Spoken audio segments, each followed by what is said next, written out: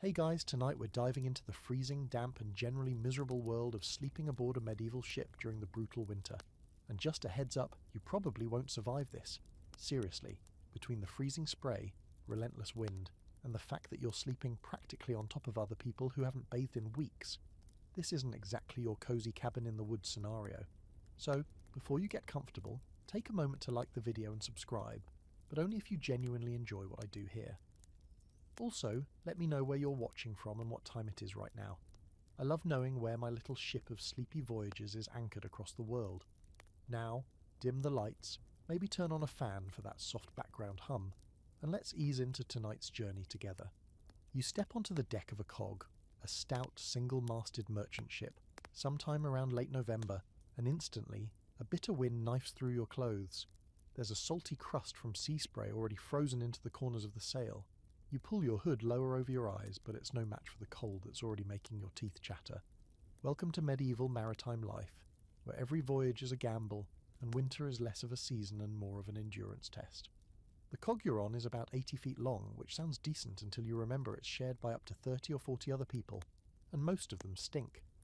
The wooden deck is slick and uneven, patched with ice where seawater splashes up over the gunwales.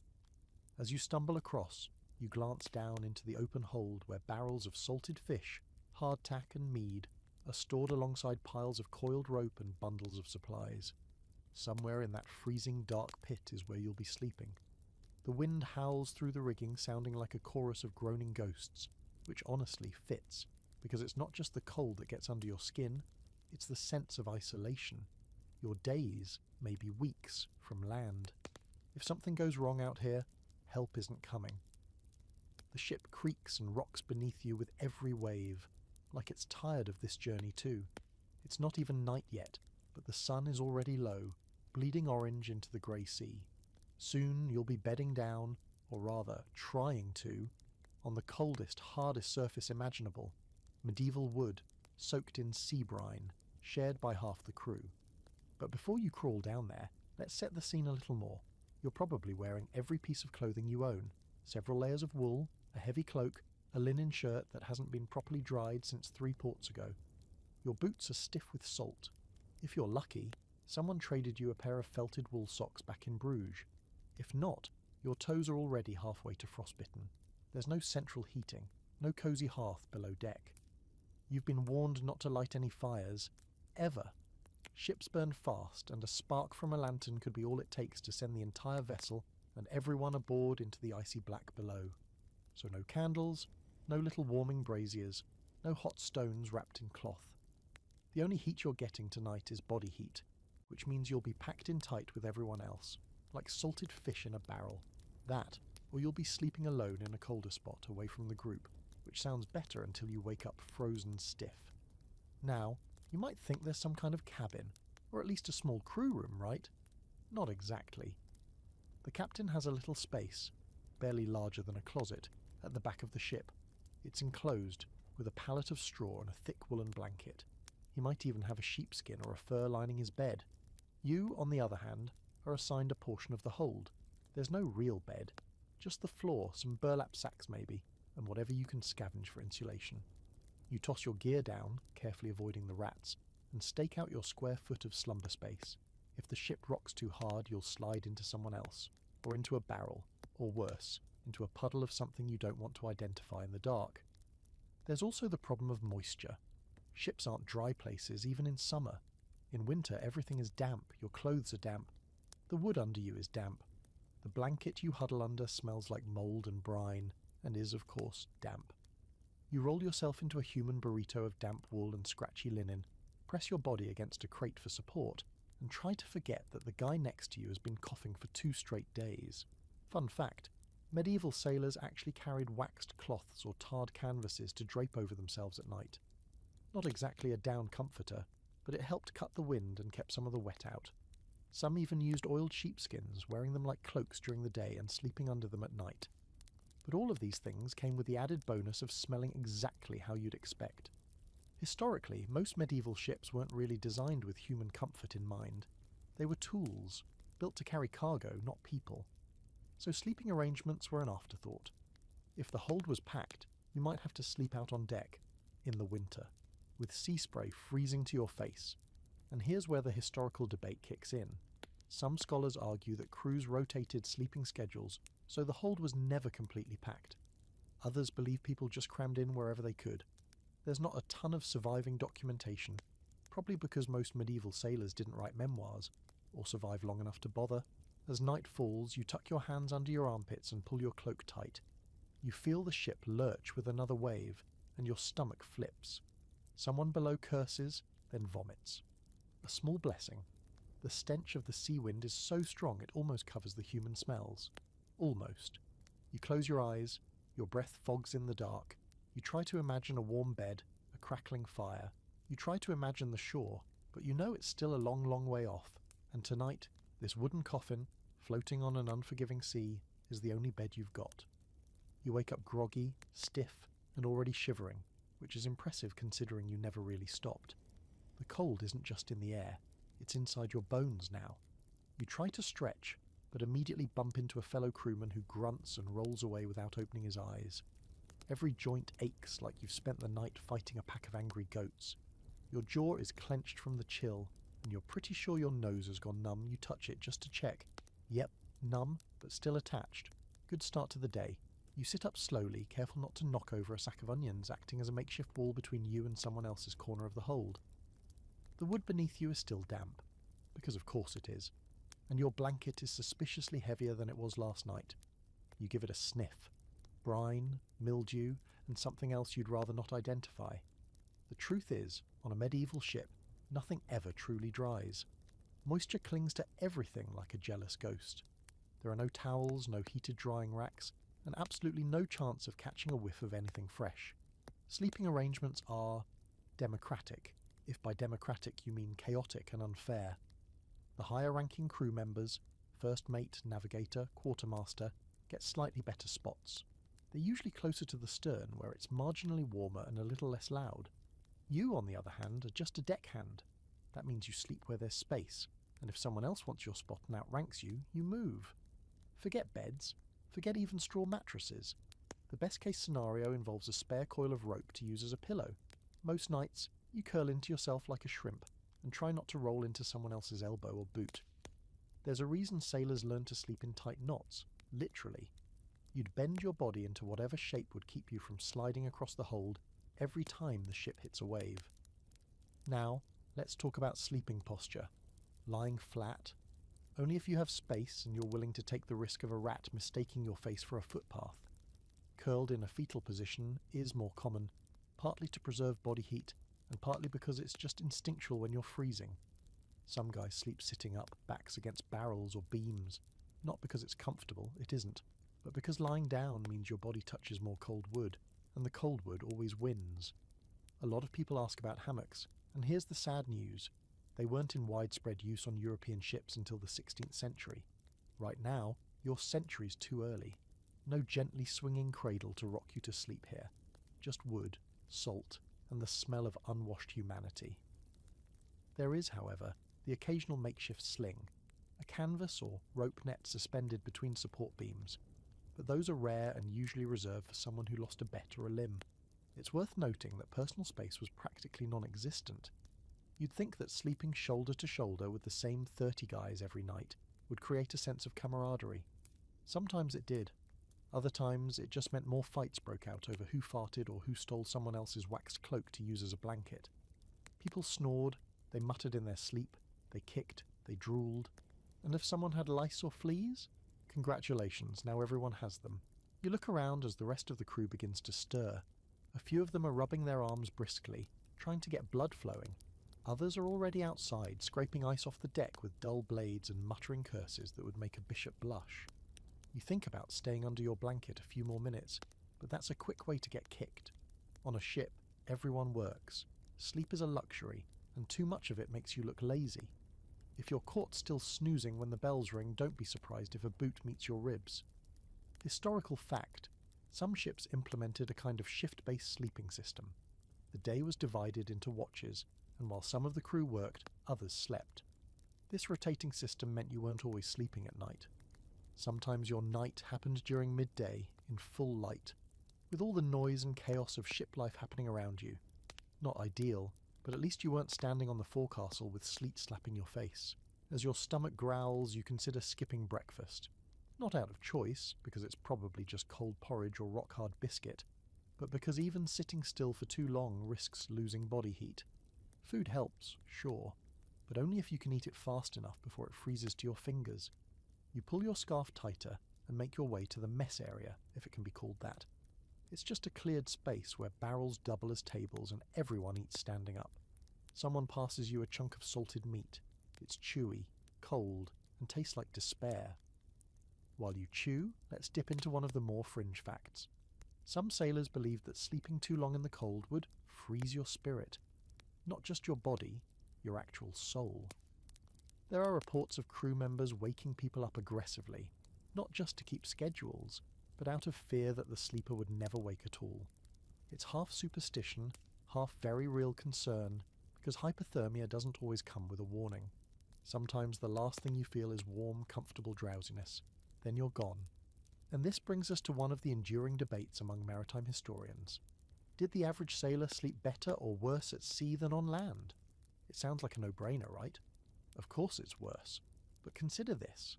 On land, peasants often slept in overcrowded cottages with animals, without chimneys, and exposed to many of the same elements. Some argue that at least on ships there was structure, a routine, a duty to perform, and for some that rhythm provided a strange kind of comfort. You finish your meal and brush crumbs off your lap. Already the sky's going slate grey again. It's hard to tell whether it's morning or late afternoon. The sun doesn't so much rise in winter as it lurks behind clouds, barely making an appearance. You're tired. You're always tired. But you'll sleep again in 6 hours. Maybe. For now, it's back to work. As you climb up from the hold to face another icy day, you realise something important.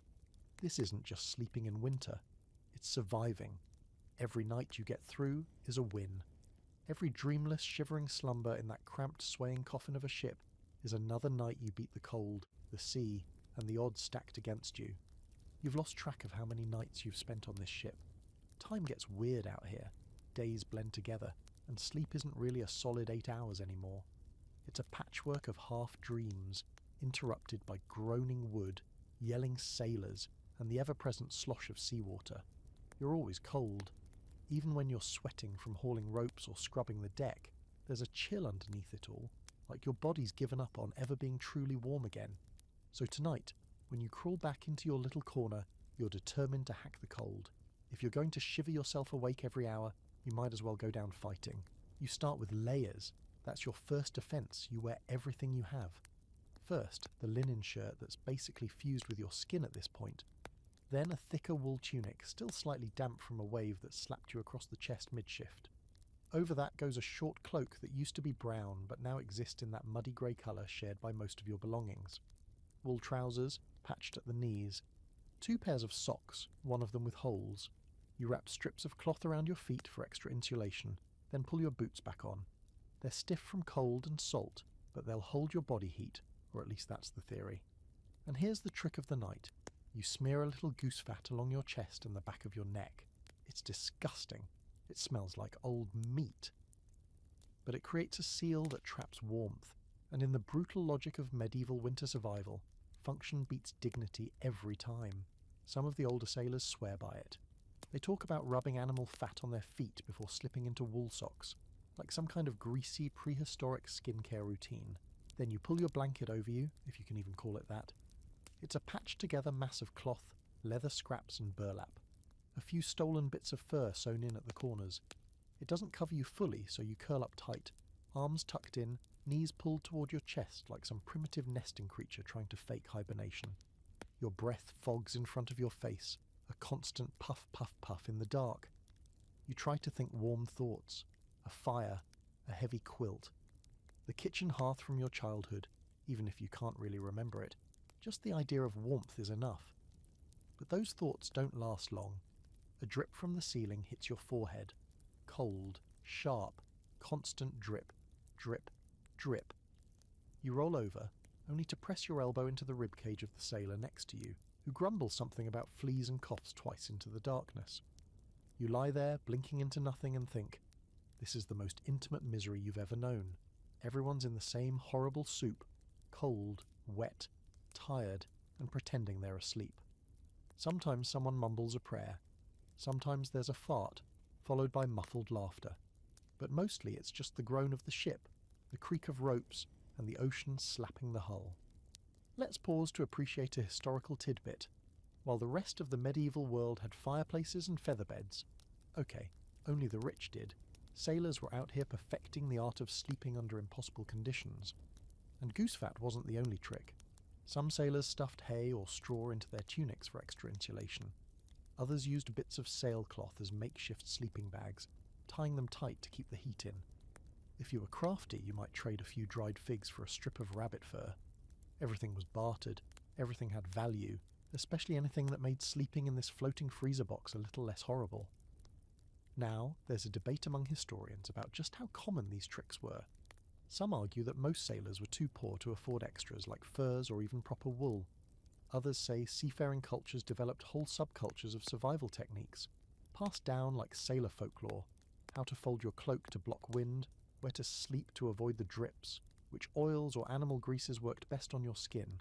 It's hard to know for sure. Written records are rare, especially from the lower classes, and the few that exist were often written by captains or clergy who weren't exactly sleeping on the floor of the hold. Back in your corner you adjust again, trying to block the draft that's sneaking up from the edge of a broken plank.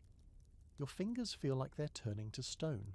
You stuff them under your arms, wiggle your toes inside your boots, and resist the urge to groan out loud. Instead, you listen. Someone's whispering in the dark, maybe praying, maybe telling a story. The voice is low and rhythmic, like a lullaby, and for a moment it makes everything feel a little less awful. Quirky fact time. Some sailors believed in sleep spirits, little invisible creatures that stole warmth from your body while you slept. The only way to keep them at bay? Sleep with a piece of iron near your head, a nail, a knife, a buckle. You glance at the small blade tucked into your boot and wonder if that counts. Probably.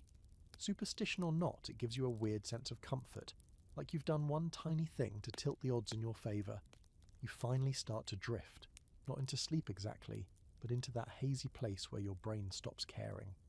Your body aches, but you're too tired to notice. The cold is still there, but it feels like background noise now. You dream, or maybe just hallucinate about warm stones and summer wind. Someone sighs in their sleep and it sounds like a breeze through pine trees.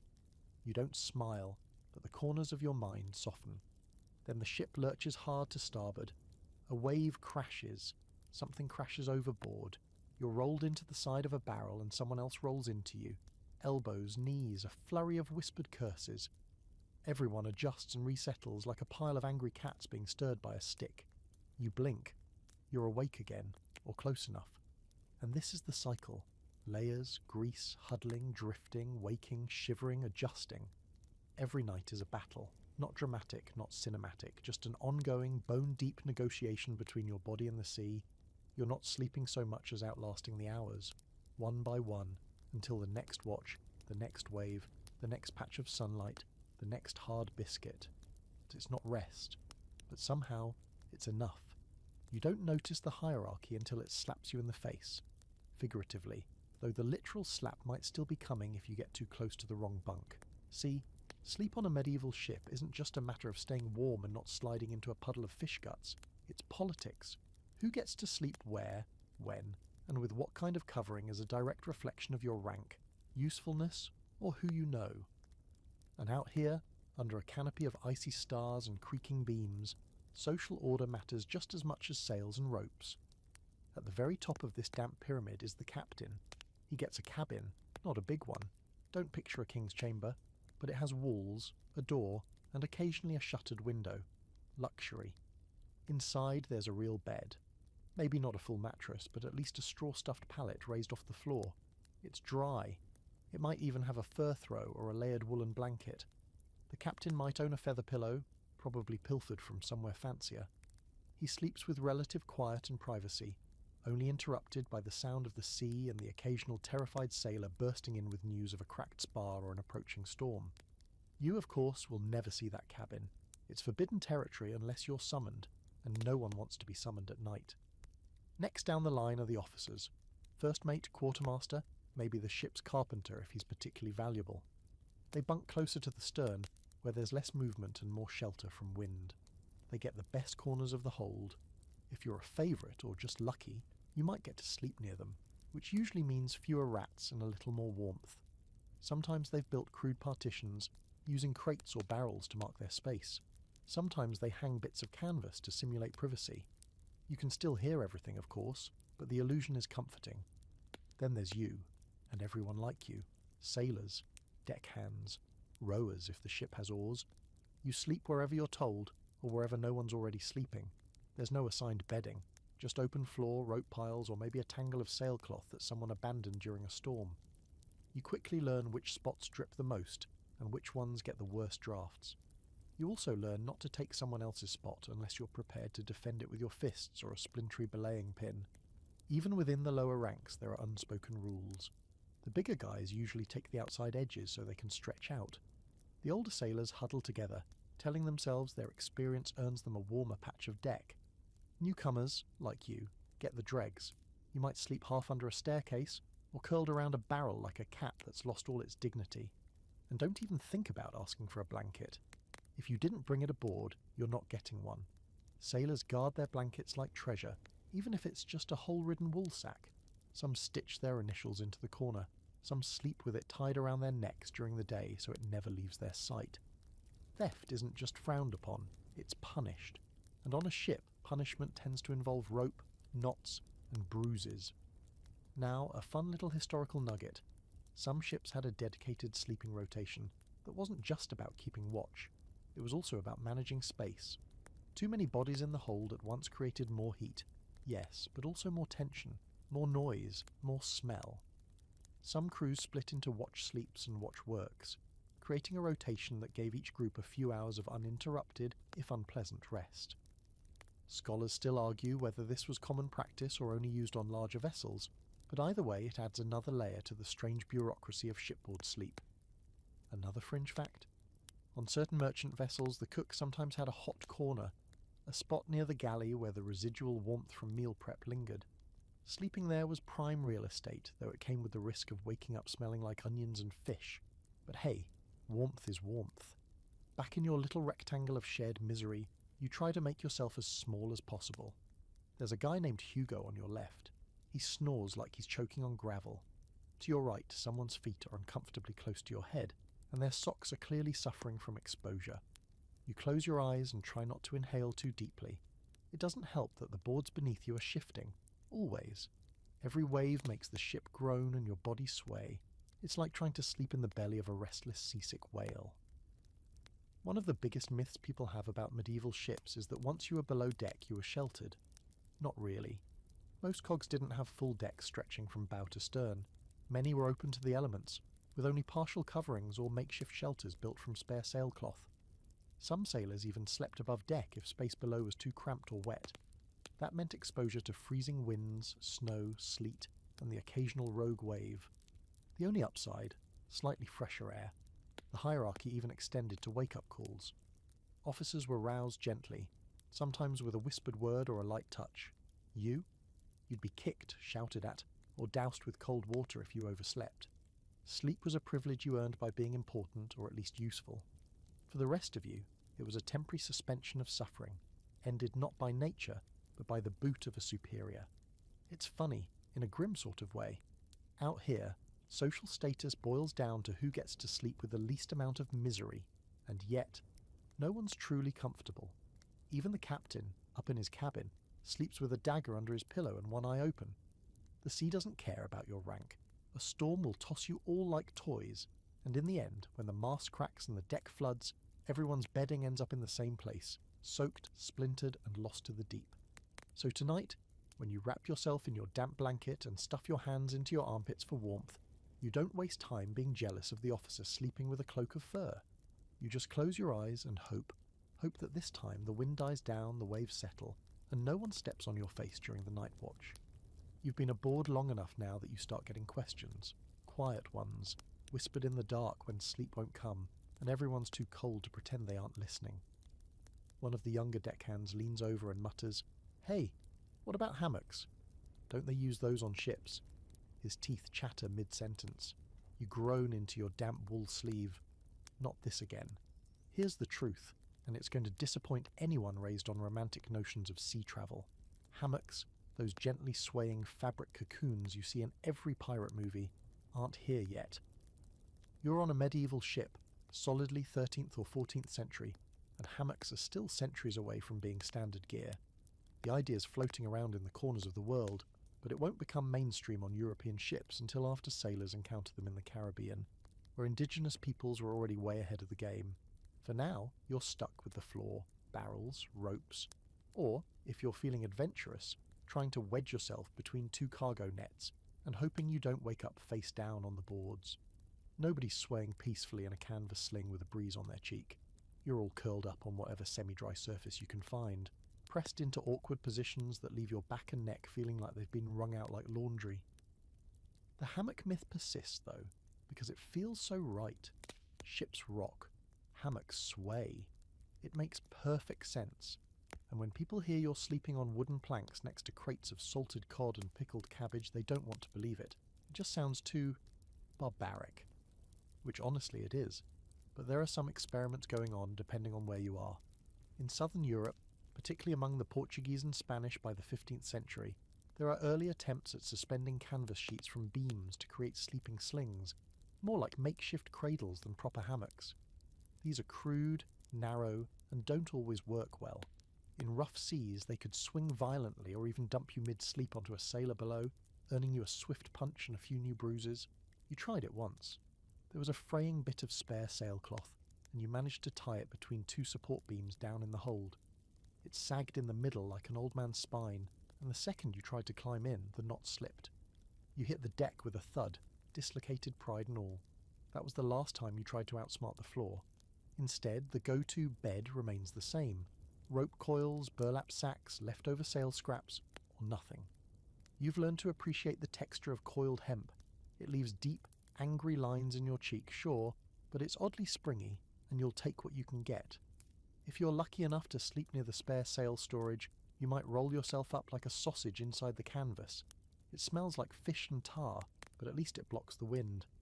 And as for ship design, these medieval hulks weren't built with human comfort in mind. Most cogs have no designated sleeping quarters at all, aside from the captain's cabin, and maybe a tiny space near the stern castle for high-ranking officers. The rest of the hold is cargo first, humans second. If there's a dry spot to lie down, it's only because the crew wasn't hauling anything particularly large that week. There's some debate among historians about why it took so long for the hammock to catch on. One theory is that it simply didn't occur to European sailors, despite the obvious benefit, because most of them were farmers or labourers before going to sea. They slept on hay, on floorboards, or in shared beds back on land, and their expectations were already low. The idea of hanging something from the ceiling and climbing into it seemed strange, maybe even suspicious. Another theory is logistics. Medieval ships didn't have the internal structure to support hanging a dozen hammocks without getting in the way of ropes, cargo, or movement. By the time naval design caught up, the hammock revolution had to wait for new influences, namely contact with Caribbean and South American cultures that had mastered the art of swaying off-the-ground sleep centuries earlier. So you're stuck in the in-between, not poor enough to sleep on the open deck during a storm, but not important enough to earn even a straw pallet. You've got your square of floor, your layer of cloth, and maybe, just maybe, if the night's calm and the wind shifts in your favour, you can stack a couple of ropes together for a pseudo-pillow. But then, every now and then, someone gets creative. One sailor pulls out a length of fishing net, threads it between a couple of upright barrels, and wedges himself in like a cocoon. It looks absurd, but when he wakes up without a bruised hip or cold feet, everyone suddenly wants in on the idea. The next night, someone tries using 2 oars to support a crude canvas sling. It works, sort of, until the ship lists hard to port and he spills out like a sack of onions. Lots of laughing, no real injuries, but the point stands. People will try anything to improve their odds of rest. Let's sprinkle in a fringe detail here. There were reports, unverified, but tantalising, that some shipboard carpenters began carving personal sleeping platforms into the walls of larger vessels. Nothing fancy, just a shallow shelf, wide enough to curl into, tucked between support beams or above the cargo. But for those who knew about them, these secret ledges became the gold standard of hidden comfort. Some even carved symbols into the wood. A little star, a fish, a mark that meant, "This is mine, don't even think about it." You look up now, squinting in the dark, and wonder if any of the beams above you hide a hidden ledge. Probably not. If there were, Hugo would already be up there, snoring like a dying donkey. You lie back down, arms crossed over your chest, cold air sneaking into every gap between your layers. No hammock, no pillow, no comfort. But somehow, eventually your body goes slack. Your mind floats for a while, drifting somewhere between exhaustion and surrender. You don't dream of swinging peacefully between two palm trees. You dream of a floor that doesn't shift, a room that doesn't creak, and a blanket that doesn't smell like old cabbage. But most of all, you dream of warmth. You wouldn't think the bottom of a ship could get any worse, but then winter rolls in proper. The kind of winter that makes your teeth ache just from breathing. That hold, the very one you've been crawling into every night, already miserable and wet, transforms from deeply unpleasant to why am I suddenly praying for frostbite so I can't feel my legs anymore? Welcome to the underbelly of a medieval cog in December, where cold settles like a second skin, and the idea of sleep becomes more of a grim ritual than a source of rest. The hold is part storeroom, part tomb. The ceiling is low, meaning you can't stand all the way up, and the wood is slick with condensation from the clash of breath, body heat, and ice-cold air. It smells like mould, fermented cabbage, wet wool, and people. Too many people. The barrels are stacked tightly, packed with salted fish, wine, oil, grain. And when the barrels are full, sailors sleep around them. When the barrels empty, sailors sleep inside them. The lucky ones, anyway. You find your usual spot by the wall, beneath a stack of planks and near a net filled with cured meat. There's a faint smell of garlic hanging in the air from a broken jar someone dropped last week. It could be worse. Hugo's spot is near the pickled herring, and he smells like it now. You roll out your sailcloth mat, shove your satchel under your head, and prepare to resume your nightly battle with the floor. But this time of year, everything's harder. The air has weight, not in a poetic way, in a way that literally makes your lungs burn when you breathe too deep. Every inhalation is sharp, dry, and cold enough to make you wince. You can feel your breath turning to ice in your beard. You wrap your scarf tighter and pull your hat down to your eyebrows. All the usual tricks start to fail. Even the goose fat has stopped working. Your body just can't generate enough heat to hold on to it. You feel like a lizard that wandered too far north. Below deck it's quiet now. Nobody talks much in winter. Talking means moving your lips, which makes them crack and bleed. The jokes are gone. The songs, even the filthy ones, fade away. Everyone just huddles, curled into themselves, waiting for the few hours they're allowed to sleep to pass without frostbite or worse. You lie on your side, knees drawn in, back pressed to the wall. That helps a little. Wood is better than air somehow. At least it holds a trace of body heat. You pull your cloak over your head and try to forget that you saw frost forming on the inside of it earlier. Not from outside, from your own breath, freezing in the folds of the wool. That's how cold it is. Let's talk about construction for a second. The hull of a medieval cog isn't exactly built for insulation. The planks are thick, sure, but they're fastened with iron spikes that conduct cold like tiny frozen knives. Any gap between the boards, no matter how well caulked with tar and tow, leaks air, especially when the wind is biting off the North Sea. There are no floorboards in the hold, just the inside of the hull. No padding, no shock absorption, just timber, salt, and chill. And let's not forget, there's no real floor plan. You're sharing your sleeping area with cargo, rats, sometimes livestock, and a rotating cast of other miserable humans. Someone nearby is always coughing. Always. The kind of cough that tells you they're not going to make it through another month of winter. Someone else mutters in his sleep, over and over, the same few words, like his dreams are stuck on a loop. You wonder what he's seeing. Probably not palm trees. Here's a historical fact that really puts it into perspective. Medieval sailors could spend weeks, even months at sea during the coldest parts of the year. While most folks on land had fireplaces or at least a shared hearth, you've got nothing but your own body heat and whatever you can scavenge to insulate yourself. And nobody cared. If you died from exposure on the voyage, your belongings got split up, your body got dumped overboard, and your name maybe made it into the ship's log with a note like "lost to the cold," if anyone bothered. Now here's a weird one.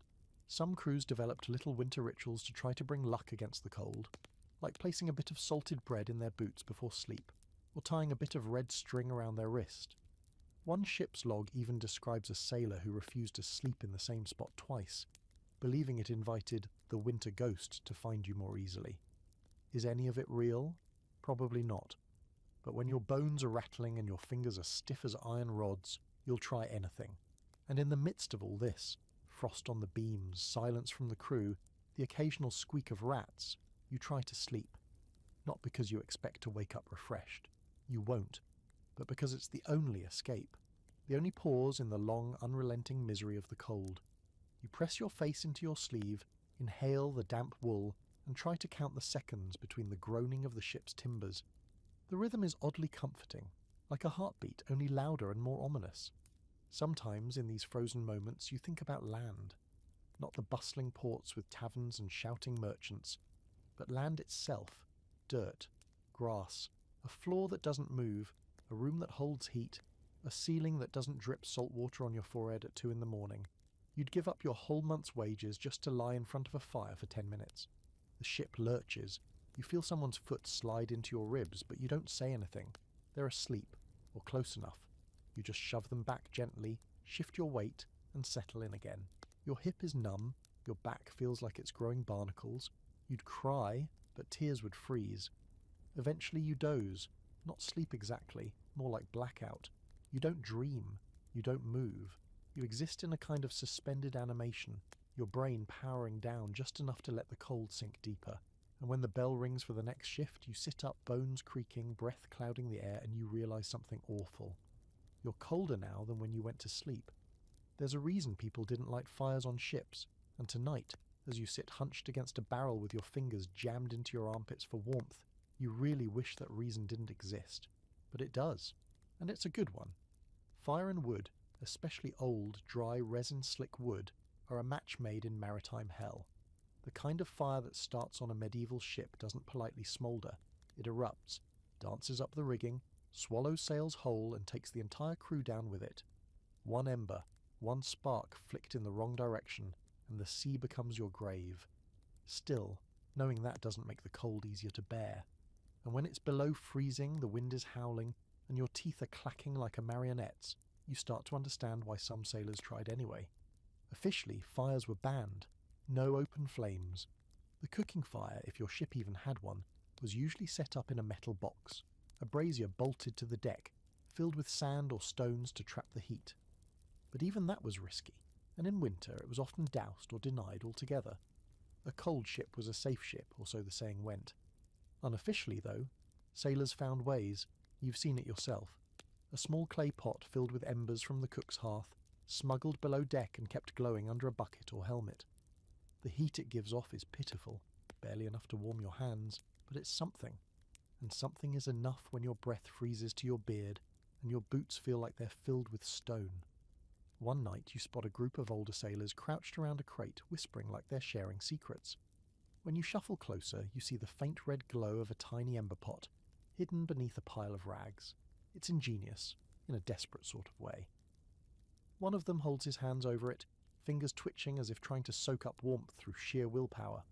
Another has his boots off, letting the heat kiss his frozen toes for 30 seconds before the next man gets a turn. You try to edge your way in, but space around the ember is rationed more carefully than food. Everyone gets 30 seconds, no more. After that, you move, or you get moved. The fire is life, and no one is hoarding it. It's not just the heat, though, it's the light. That soft, flickering orange glow feels holy, like something stolen from the gods. It casts shadows that dance across the hold, makes the wet walls shimmer, and for a moment you can pretend you're somewhere else. Somewhere better. Somewhere with a fireplace, a mug of ale, maybe even a cat curled by your feet. Then the light fades, the pot hisses, and reality drags you back under like an anchor. Let's dip into a historical detail here. Some ships, especially those on longer voyages, experimented with stone-lined fireboxes mounted above deck. They weren't elegant, but they allowed for minimal cooking and warmth in extreme cold. These setups were rare, mostly seen on Baltic trade ships or northern expeditions, but they prove something important. The cold was such a threat, sailors were willing to risk the ship itself to survive it. That's how bad winter at sea could get. Even the captains weren't immune. You once overheard yours grumbling that his ink had frozen in the pot while trying to write the log. He'd set a candle next to the ink, just close enough to thaw it but not ignite it. The whole time he muttered curses under his breath and kept glancing at the wooden walls like they were soaked in pitch. Which, to be fair, they probably were. There's another more fringe tale you heard from a shipwright once back in port. He swore that some ships were fitted with secret fire pits in the lower deck, metal-lined boxes with chimney holes running through the mast disguised as ventilation shafts. According to him, they were used in deadly cold regions far north, where even steel could shatter like glass. Most scholars call this fantasy. Too risky, too heavy. But part of you wonders, because when your fingers are turning blue and your breath is frosting your eyelashes, any fantasy starts to sound a little bit like fact. But let's be real, the majority of sailors, especially on cogs like yours, had nothing. No fire, no embers, not even a warm stone. They made do with what they had: body heat, friction, and the sheer stubbornness to outlast another night. You've seen crewmen sleep packed so tightly together, they look like a pile of logs, and in the morning they peel off one by one, grimacing, arms numb, legs stiff, but alive. You've taken to doing the same. When it's bad, and tonight it's very bad, you wedge yourself between two others and burrow in like a tick. No one talks about it. It's just survival. You all reek of sweat, fish, damp wool, and worse, but right now that collective stink is warmth. You keep your hands balled up in your sleeves and your nose tucked under your scarf. Every breath is shallow, slow, calculated not to lose precious body heat. You feel the ship shift beneath you.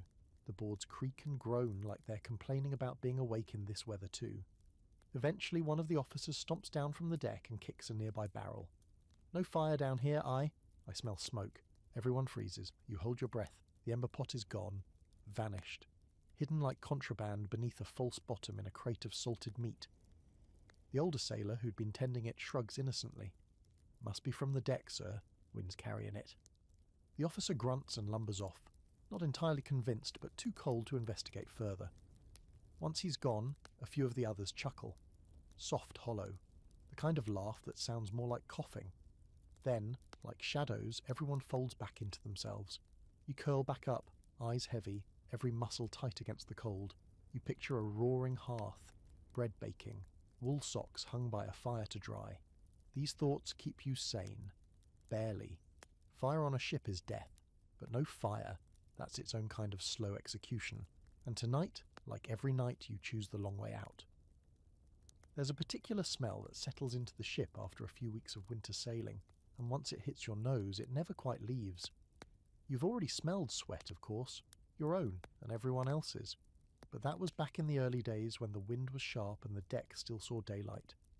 Now the hold has taken on a life of its own, and that life smells like damp wool, rotting food, unwashed feet, spoiled wine, rat droppings and mildew all blended together in a kind of nasal horror show. If stench were a living thing, this one would have fangs. The first time you noticed it, it was subtle, a sort of musty sourness that lingered near the bedding area, but now it's everywhere.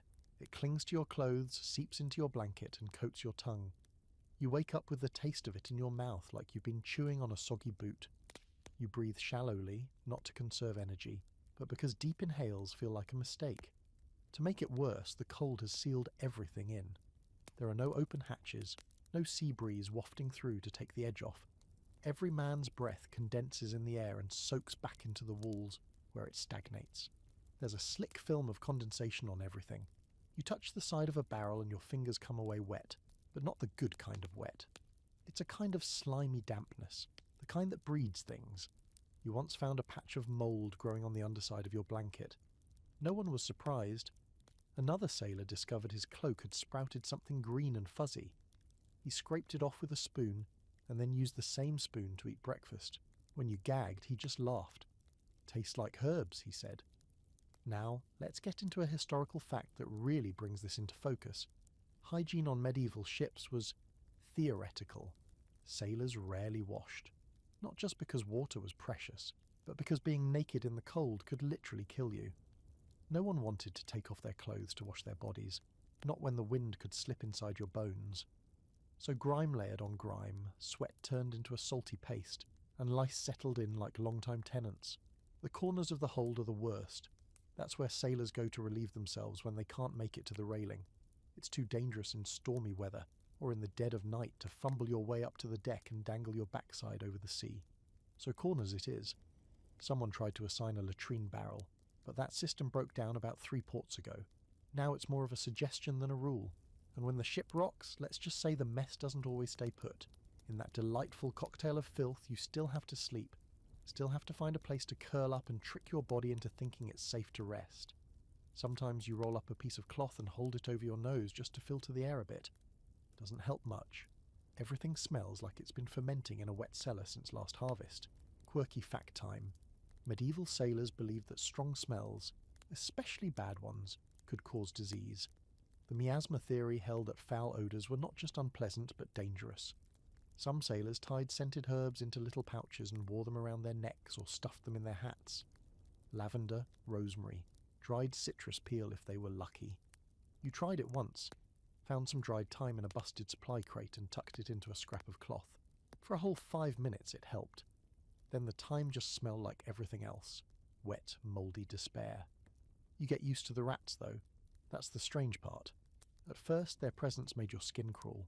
You imagined them chewing through your bag, crawling over your face while you slept, nibbling at your boots. But eventually they just become part of the environment. Like the groaning beams or the ever-present cold. You see them skittering along the rafters, or vanishing into holes behind the cargo. Sometimes they squeak, sometimes they wrestle. One even dragged off a piece of hardtack you'd been saving and you just let it go. In some twisted way, they're fellow survivors. The hold is so crowded with men and gear that privacy doesn't exist. You know who snores, who talks in their sleep, who farts like a dying whale. You know who's getting sick, because the smell shifts slightly, becomes sharper, heavier. You know who hasn't moved in hours. You poke them with your foot gently at first, then harder. If they grunt or swat you away, that's good. If they don't, someone calls for the officer. That happened last week. They carried the body topside in the middle of the night and slipped it over the edge. The splash was soft. The silence after was softer. There's an ongoing scholarly debate about just how bad shipboard sanitation really was.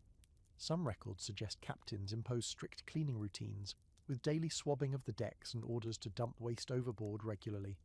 Others argue that on most vessels, especially during winter, any such routines fell apart fast.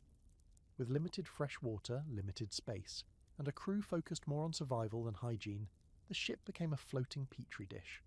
And in winter? Forget it.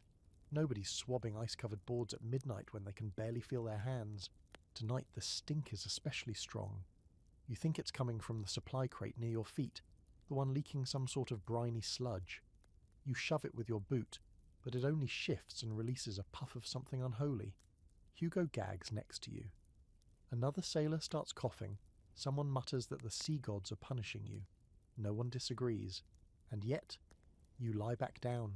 You pull the scratchy blanket over your face. You try to breathe through your mouth. Doesn't help. You try to think of flowers, of fresh snow, of the smell of bread baking in the village oven. But all of it gets drowned out by the reality of the hold, the unrelenting stench of human bodies packed too tight, for too long, in a box that's slowly soaking in its own misery. You're not even sure if you're asleep or just unconscious with your eyes closed. But at least it's a break from smelling, from shivering, from being. That's all sleep is down here. A temporary escape from a ship that smells like it's halfway to becoming a compost heap. Tonight, you don't sleep straight through. Not that you ever really do, but this time, it's official. You've been put on the night watch, and that means your entire sleep routine, or what passes for it, is shattered. Welcome to polyphasic sleeping medieval sailor style. It's not a lifestyle choice, it's survival strategy. And by survival, of course, we mean the kind that keeps the ship from crashing into an iceberg while everyone's snoring in a pile of damp wool. The bell rings somewhere above deck and you groan before you even open your eyes. It's pitch dark, cold, your joints ache. You're so stiff it feels like you've been preserved in brine. But the bell doesn't care. The bell never does. It's the sound of obligation, of duty, of freezing your backside off in the middle of the ocean while trying not to fall asleep standing up. Your shift is 4 hours. That's the rule. 4 hours on, 4 hours off. On land, this might be manageable. At sea, during winter, it's cruel. You only just drifted off. Some shallow, feverish dream about being buried in hay, warm for once, when someone jabbed you with a boot and said your name like it was a curse. Now you're climbing stiffly up the icy ladder with your fingers already going numb, your breath puffing out in sharp clouds and your brain still 10 minutes behind your body. Up on deck, it's like another planet. The wind howls, the sails groan, and frost clings to every rope and railing. You wrap your cloak tighter and take your place near the bow, eyes scanning the black horizon for something, anything that might mean trouble. You don't even know what you're looking for. Ice? Pirates? Floating debris? A rogue whale with a grudge? It doesn't matter. You're out here because someone has to be. You shift your weight from foot to foot, trying to keep your blood moving. Your boots are soaked from yesterday's wave and frozen solid this morning, so now every step is like walking with rocks strapped to your soles. Your hands? Forget it. You shove them into your armpits and wish for mittens, or a different career. There's no talking during the watch. Not unless something's wrong.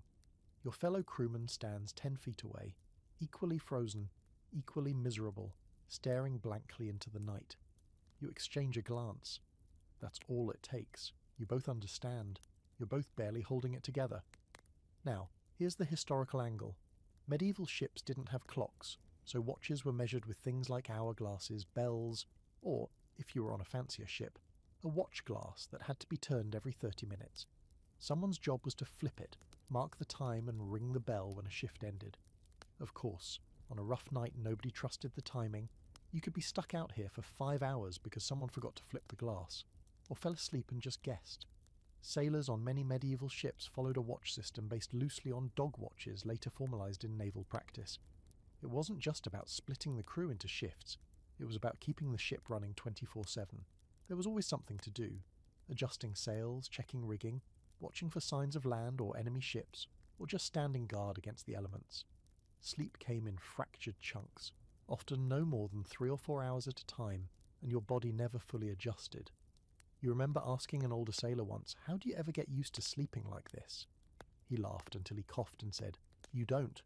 You just stop caring. The strange thing is your brain starts to adapt. You learn to sleep on command. You learn to fall asleep within minutes, no matter how cold, how loud, how uncomfortable.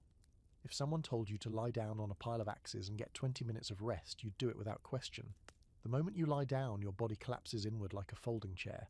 You're asleep before your head hits the makeshift pillow, but it's never restful, it's just paused. Down below, the rest of the crew is already in their strange rotation.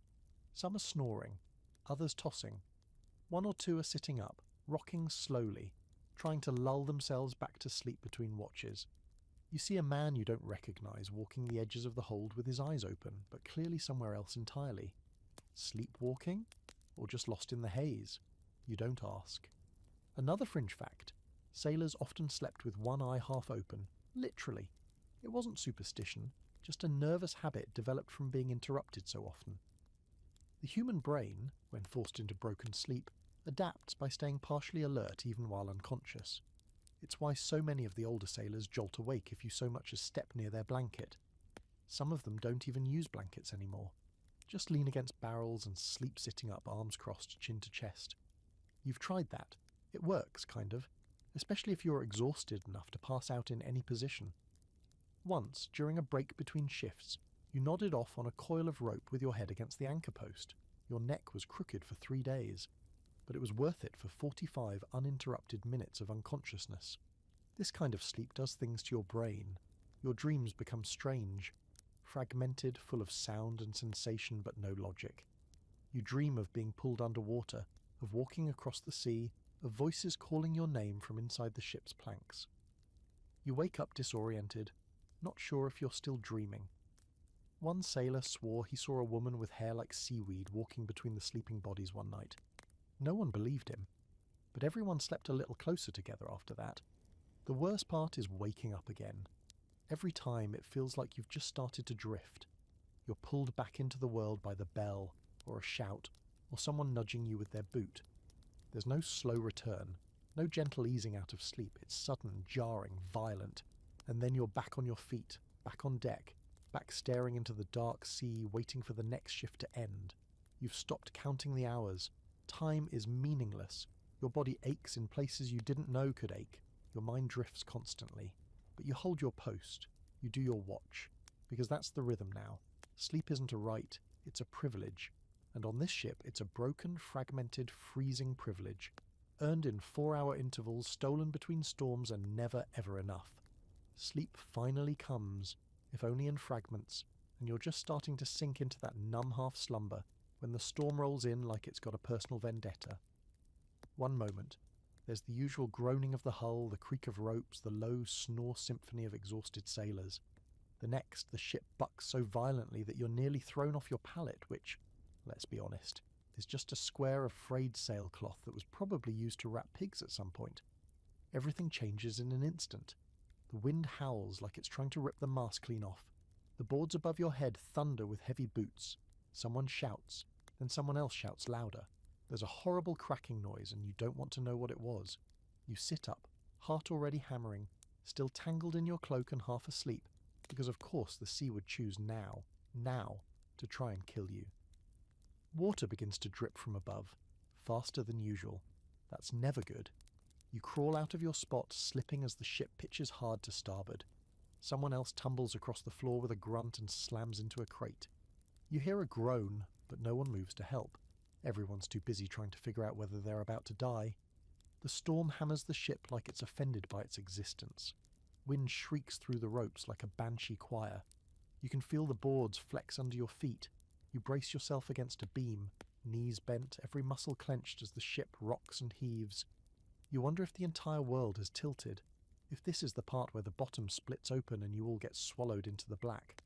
Let's talk logistics. When the sea gets angry, sleeping becomes a luxury even more laughable than usual. There's no hope of rest, not when you're being tossed around like dice in a gambling den. Some sailors try to wedge themselves into corners or curl around barrels to keep from sliding. Others just lie flat and hang on, praying that whatever cargo crate topples next doesn't pick them as its target. You don't sleep through a storm, you endure it. There's historical evidence that storms at sea were as much psychological torture as physical. Some sailors developed rituals to ward off bad weather.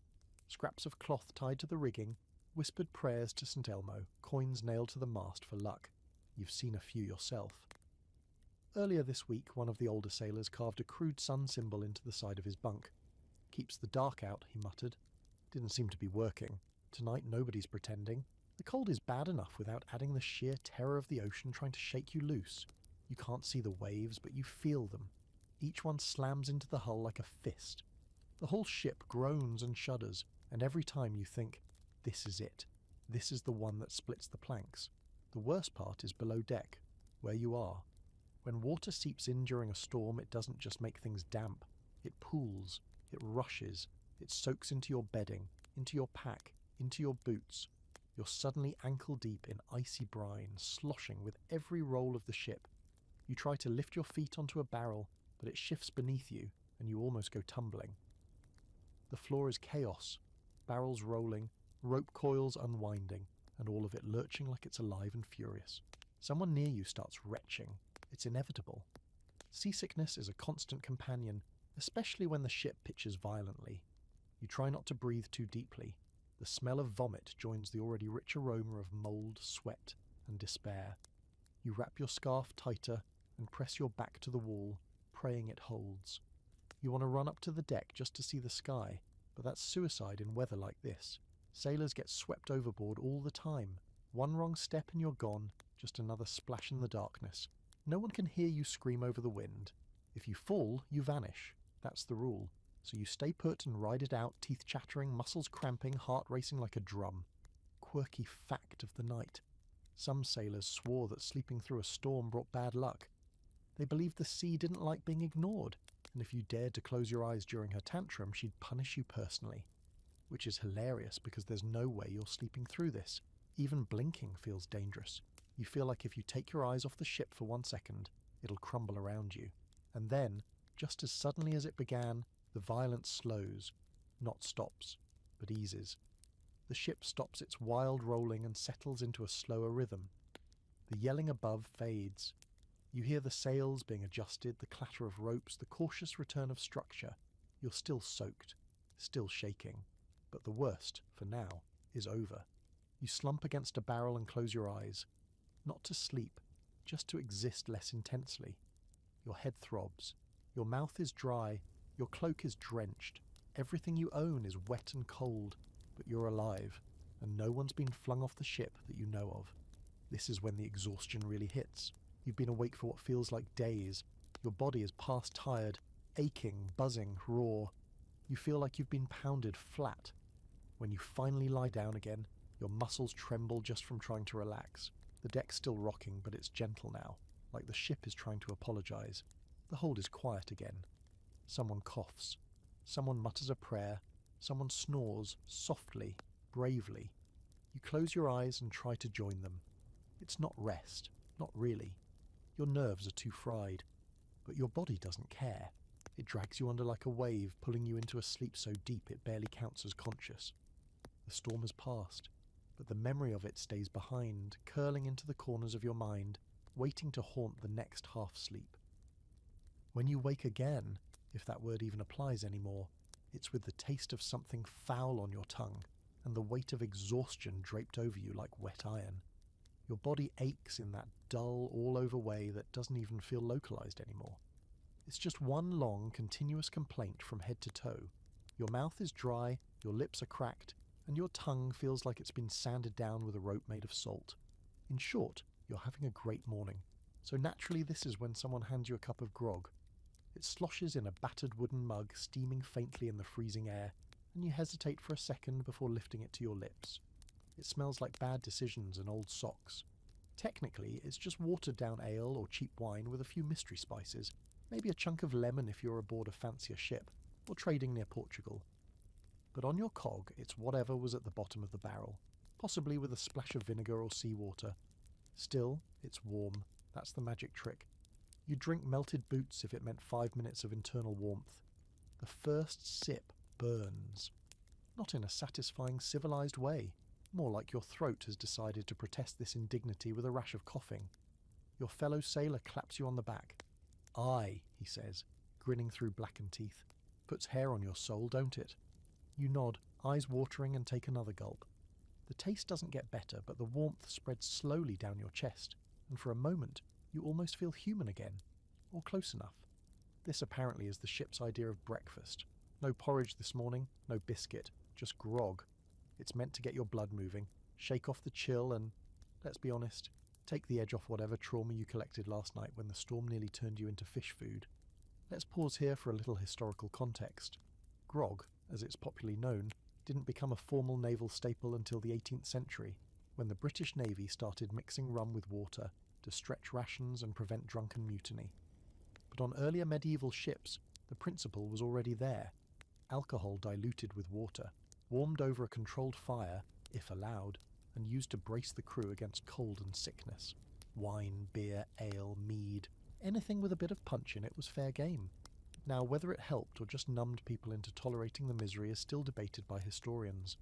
Some argue it helped ward off cold by dilating blood vessels and creating a false sense of warmth, while others point out that alcohol dehydrates the body and could actually worsen the effects of cold. But you know what? Out here, you don't care about debates. You care that your fingers feel slightly less like icicles, and your stomach isn't actively rebelling against you. What nobody talks about is how much of shipboard life depends on alcohol. Grog before sleep, grog after storms, grog to celebrate surviving another week without someone going overboard or bursting into hives from the dried fish. It becomes a ritual. You drink to dull the aches, to thaw your gut, to trick your brain into thinking that tonight might not be quite as bad. And then, when you lie down, that warmth clings to you, for a little while. It spreads through your core and makes the cold seem further away. Not gone, but distant. It relaxes your jaw, softens the gnawing pain in your joints. Sometimes, if you drink enough, you even forget how uncomfortable the floor is. But it comes at a price. You know the rule. Drink just enough to sleep, but not enough to oversleep. If you miss your next watch, you're in for it. Flogging, probably, or being made to scrub the deck barefoot in freezing water. That happened to a guy last month. He snuck a little extra grog before his off-watch and slept through the bell. The quartermaster found him drooling in a pile of sailcloth and hauled him up by the collar. He was lucky the punishment was public humiliation and not something sharper. Quirky fact, Some captains made up their own rules about drink. One was known for rationing grog by how well a sailor performed during the day. Hauling faster meant a heavier pour. Another would mix in hot pepper or mustard seed to wake the blood, which sounds helpful until you realise it turns your stomach into a war zone. You try not to drink too much, but sometimes the ship rocks just wrong, or your blanket's soaked through, or Hugo won't stop snoring in that wheezy wet way that makes you want to shove a fish in his mouth. On those nights the mug comes out early. It helps, mostly. But tonight the drink doesn't carry you away. You lie down as usual, tucked in your corner with your arms wrapped around your chest like a corpse preparing for burial, and you wait. The warmth fades fast. It always does. And when it does, the cold rushes back in with a vengeance. Your limbs go stiff, your toes curl, your fingers ache, your breath comes in foggy bursts. Worse, the grog messes with your dreams. You don't fall asleep, you fall sideways into a pit of half-formed images and jumbled memories. You see your childhood home, except the floor is made of ice. Your mother's voice echoes from somewhere below deck, calling you to dinner. But when you go to answer, seawater fills your mouth. You wake gasping, heart racing, confused. You sit up, look around, remember where you are. Still on the ship, still freezing, still you. The scholarly debate continues. Was grog a practical tool or a dangerous crutch? You suspect both. It numbs the body, sure, but it also blurs the mind, and you need your mind sharp out here. Too many things can go wrong when you're half asleep and pickled. Still, tomorrow night you'll drink again, not because you want to, but because everyone else does. Because in the howling cold, in the sleepless shifts, in the wet rot of the hold, the grog is the one thing that says you made it another day. And that right now is enough. The wind's gone still tonight, and that should be a blessing, but instead it leaves everything eerily quiet. Too quiet. The sails hang slack, limp like dead flags. The only sounds are the slow creaking of the ship's hull, the occasional splash of water against the boards, and the sniffling of someone 2 bodies over who's come down with whatever chest cough has been making the rounds. It's the sort of stillness that creeps into your spine and makes you feel like the ocean is holding its breath, like it's waiting for something. But you're not worried about that right now. You're worried about how to not freeze to death in your sleep again. Tonight you're trying a new trick. Insulation. You've been collecting scraps for days, bits of discarded sailcloth, a ratty piece of fur from a broken glove, even a small stack of hay that someone spilled during cargo loading and didn't bother sweeping up. That hay, by the way, smells like it was harvested during the last plague year, but it's dry, and that's a win. You build yourself a little nest in the corner of the hold, wedge between a broken barrel and the wall, and stuff it with everything you've hoarded like a hibernating animal. The hay goes down first, layered thick for cushioning and warmth, then your cloak, then your blanket. Then, on top of all that, the burlap sack you've been using to store your spare pair of socks, one of which is now being used as a mitten. You're inventing luxury in a place where rats have higher life expectancy than the crew. Here's the historical bit. While we tend to think of medieval sailors as dirty and half mad, and yeah, that's not totally wrong, they were also incredibly resourceful. They had to be. Without modern materials, without dry rooms or proper bedding, they turned whatever they had into protection. Old sails became insulation, empty grain sacks became bedding.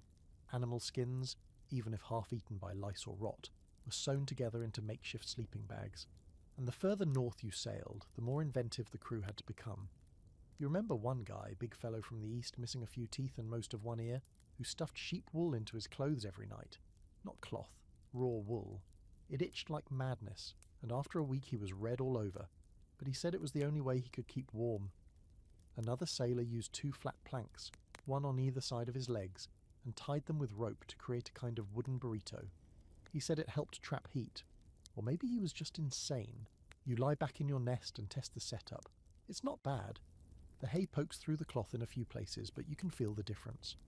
The cold isn't slicing into you the way it usually does. It's more of a dull ache now, like an old injury you've just decided to live with. You tuck your hands into your sleeves, bury your face in the crook of your elbow, and close your eyes. Then the ship creaks. Not the normal groan of old wood expanding and shifting, but a sharper, hollow sound. You freeze, wait, listen.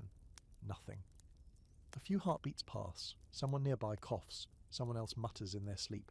You relax just a little and adjust your cloak. The fringe fact for tonight. Some sailors swore by lining their bedding with crushed pine needles if they could get them before a voyage. The resin acted as both a deodorizer and mild insect repellent, plus the smell reminded them of forests, of land. You don't have pine needles, but you do have some dried rosemary you stole from a cook's supply crate 2 ports back. You crush a pinch between your fingers and scatter it inside your blanket. The scent is faint but soothing, like a memory of something far away and clean. There's still the issue of moisture. Everything is always slightly damp, not soaked, not dripping, just damp enough to feel like you're trying to sleep inside someone's breath. But tonight, you've layered well enough that it's tolerable. You shift once more, roll onto your side and feel the hay give a little under your hip. It's not comfortable. That concept doesn't really exist here, but it's the closest you've come in weeks. Then there's the itch. You knew it was coming. Hay always itches. But you try to ignore it.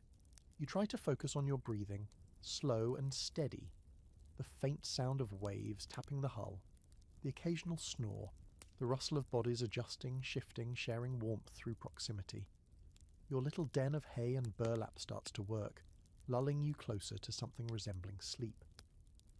Here's where the scholarly debate kicks in.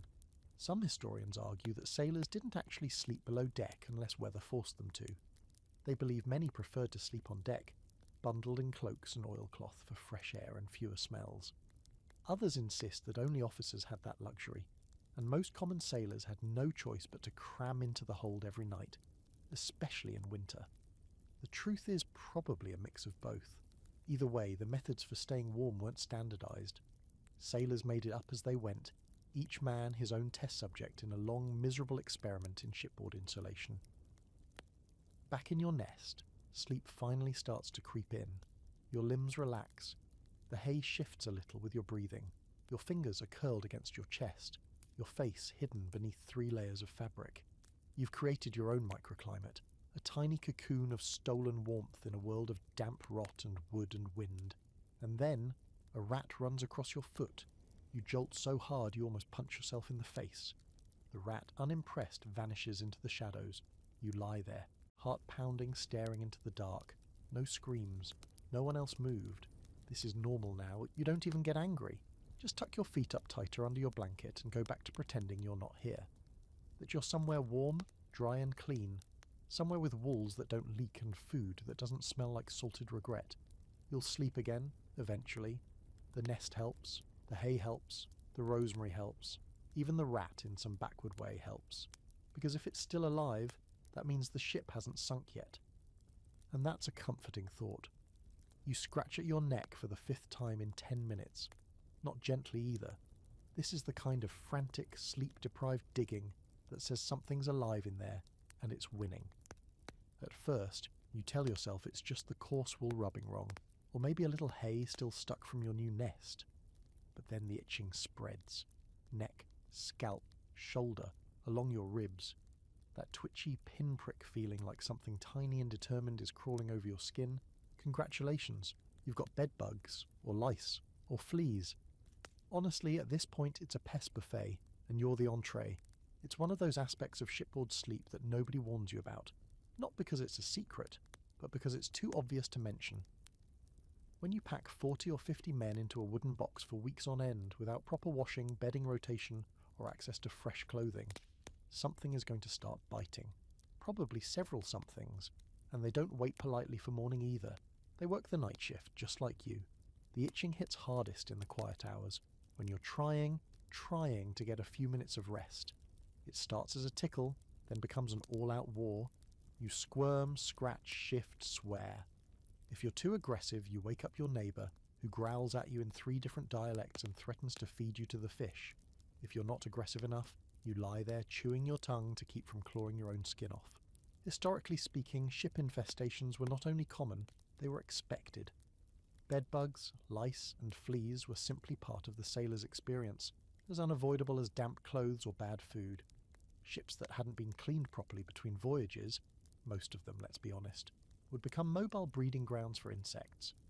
Once they found their way into your blankets or tunic seams, that was it. They weren't leaving unless you burned everything you owned, and since fire was, not encouraged aboard a wooden ship, that wasn't really an option. Some ships tried fumigation. They'd dock, unload, and, on rare, hopeful days, smoke the holds with burning herbs or sulphur. But winter, no chance. No one's opening the ship to fresh air when the wind could slice through your lungs. So instead, you and the bugs bunk together like reluctant roommates. You've taken to checking your sleeves and seams before sleep. Not that it helps. The little pests hide in crevices, under collar folds, inside the seams of your trousers. There's a guy on board, one of the quiet ones, who swears by coating the inside of his shirt with ash, claims it suffocates the lice. You tried it once and ended up looking like a chimney sweep with an attitude problem. Plus it didn't work. And then there are the superstitions. Some of the older sailors insist that rubbing garlic on your skin keeps the bugs away. Others say you should sleep with iron near your feet. One crewman even tied a dead flea to his wrist on a string, like some kind of protective talisman. "Let this one suffer for the rest," he said solemnly, like he was making a sacrifice to the insect gods. It didn't help. He was still scratching the next morning. The debate among historians is surprisingly rich when it comes to this topic. Some claim the prevalence of bedbugs and lice was so bad it influenced the behaviour of entire crews, shorter sleep cycles, increased irritability, even violence. Others suggest that the sailors became numb to it over time, just like they adapted to bad food and worse weather. You're somewhere in the middle. You haven't gotten used to it, but your threshold for what constitutes a bad night has shifted dramatically. Now, if you wake up and you're only a little itchy and not actively bleeding from scratching, you count it as a success. You shift in your blanket trying to find a position that doesn't press the fabric against your neck. It's pointless. You can already feel the red bumps forming. You know what comes next. Scratching until it scabs, then the scabs itching worse than the bites. The cycle is eternal. Hugo next to you has given up entirely and just sleeps with his tunic off, arms crossed over his chest like a disgruntled ghost. "If they're going to eat me," he mutters one night, "might as well give 'em a table." You hear scratching all the time now, not just from yourself but from every direction. Nails on skin. The subtle shift of someone rolling over to reach that one spot just out of reach. It's a chorus of low-grade misery. Nobody talks about it during the day, but at night it becomes the background noise of life at sea. And here's the worst part. It messes with your sleep even more. Not just because of the discomfort, but because it's yet another way your body's on alert. You're already fighting cold, hunger, noise, shifting cargo, rolling waves, rats, and snoring. Now add parasitic sleep sabotage to the list. You close your eyes, drift off, and bam, bite, itch, twitch, awake again. You get to the point where you start sleeping in shifts within your shift. 20 minutes of sleep, 10 minutes of scratching. Repeat. It's absurd, it's exhausting, and it's your new reality. You consider burning your blanket, then remember that you'd have to spend the rest of the trip without one. You consider scrubbing everything with seawater, but it's freezing, and that would just lead to frostbite. So instead, you do what every sailor has done before you. Complain about it, scratch until you bleed, and keep going. Tonight you try wrapping your scarf tighter, tucking the ends into your tunic to block the little crawlers from reaching your neck. It helps, slightly. You wedge your hands under your arms, pull your knees to your chest and breathe slowly. You focus on the rhythm of the waves, the distant flap of sailcloth, the groan of the mast, anything to distract yourself. Eventually sleep comes, thin, broken, crawling with irritation, but sleep nonetheless. And in your dreams you're on land, lying in a clean bed, in a clean room. No bugs, no itch, just stillness, peace. Until, somewhere in that dream, you scratch your neck and realize it's still there. Even your subconscious can't escape the infestation. There's a moment every night right as you start slipping into sleep when your brain finally stops cataloguing all the ways it's miserable. The cold fades into background noise. The lice for once take a break from their midnight banquet. The groans and mutters of the ship around you blur into a single low hum, and for just a breath, it feels like you might finally get some rest. Then come the dreams. Not dreams exactly. They're more like hallucinations with a personal grudge. One minute you're wrapped in your ragged cloak on a bed of straw and sailcloth, and the next, your mind is dragging you down into some half-real world where you're drowning in the bilge or falling off the mast. Sometimes you dream that the ship is sinking, slowly, silently, and that no one notices but you. You scream and scream, but your mouth is full of salt water, and when you wake up, it's with your face pressed into your sleeve, lungs burning, throat dry. Nobody talks about dreams here. They talk about work, about the wind, about how many days to the next port if the weather holds. But not about what happens when they close their eyes, and yet you can tell. You can tell by the way they bolt upright in the middle of the night, breath heaving, the way some refuse to sleep in the same spot twice, the way one man mumbled his dead brother's name 3 nights in a row, even though he swears he's an only child. You've heard stories too. Sailors whispering during night watch, swapping tales about nightmares that feel too real. A boy on the last voyage who screamed in his sleep and threw himself overboard before anyone could grab him. Another who stopped talking completely after a week of waking up with fingernail marks on his chest, and no one else in the hold ever claimed responsibility. These are just stories, of course. But you've been here long enough to know that the sea does something to your mind. The motion, the cold, the smell, the endless grey, it works its way inside you. It doesn't just haunt your waking hours, it haunts everything. Here's a historical angle for you. Medieval sailors were deeply superstitious about sleep. Many believed that your soul left your body when you dreamed, floating freely through the world. That was fine on land, where your soul might wander through the woods or visit home, but at sea, that was dangerous. Too many things out there, things that might catch your soul, keep it, replace it, or just forget to let it return by dawn. To guard against this, some sailors would sleep with small talismans, bits of bone, twisted iron nails, scraps of parchment scribbled with symbols they couldn't even read. You've seen them. Hugo sleeps with a tiny charm tucked into his boot, carved with something that might be a face or might just be bad carving. One man swears by a feather tied into his sleeve. Keeps the night birds away, he says. You don't ask what that means. You have nothing like that. Just your blanket, your scarf, your thoughts. And those don't do much against what you saw last night. Because last night you dreamed you were back home, sitting by the fire, bread in hand, warmth soaking into your frozen fingers. You could smell the wood smoke, hear your mother humming in the kitchen. But then the fire started to hiss. The shadows stretched longer than they should have. And when you looked again, the house was empty. Stone cold, window cracked, snow blowing in. You tried to move, to call out, but you were frozen in place, paralyzed, helpless. You woke up gasping, face wet with sweat despite the cold, heart pounding like you'd run for miles. And for a moment, you weren't sure which version of reality was worse. Quirky fact of the night. In some coastal regions, sailors believed that dreaming of drowning was a sign you'd live a long life, because the sea had already taken you in your dreams and didn't need you in the real world. Others believed it meant the opposite, that the sea was calling and that soon you'd answer. It depended on who you asked, how drunk they were, and how recently someone had been lost overboard. Tonight you don't want to sleep, not because of the cold or the bugs, or even the man 2 spots down who snores like he's chewing gravel. It's the dreams.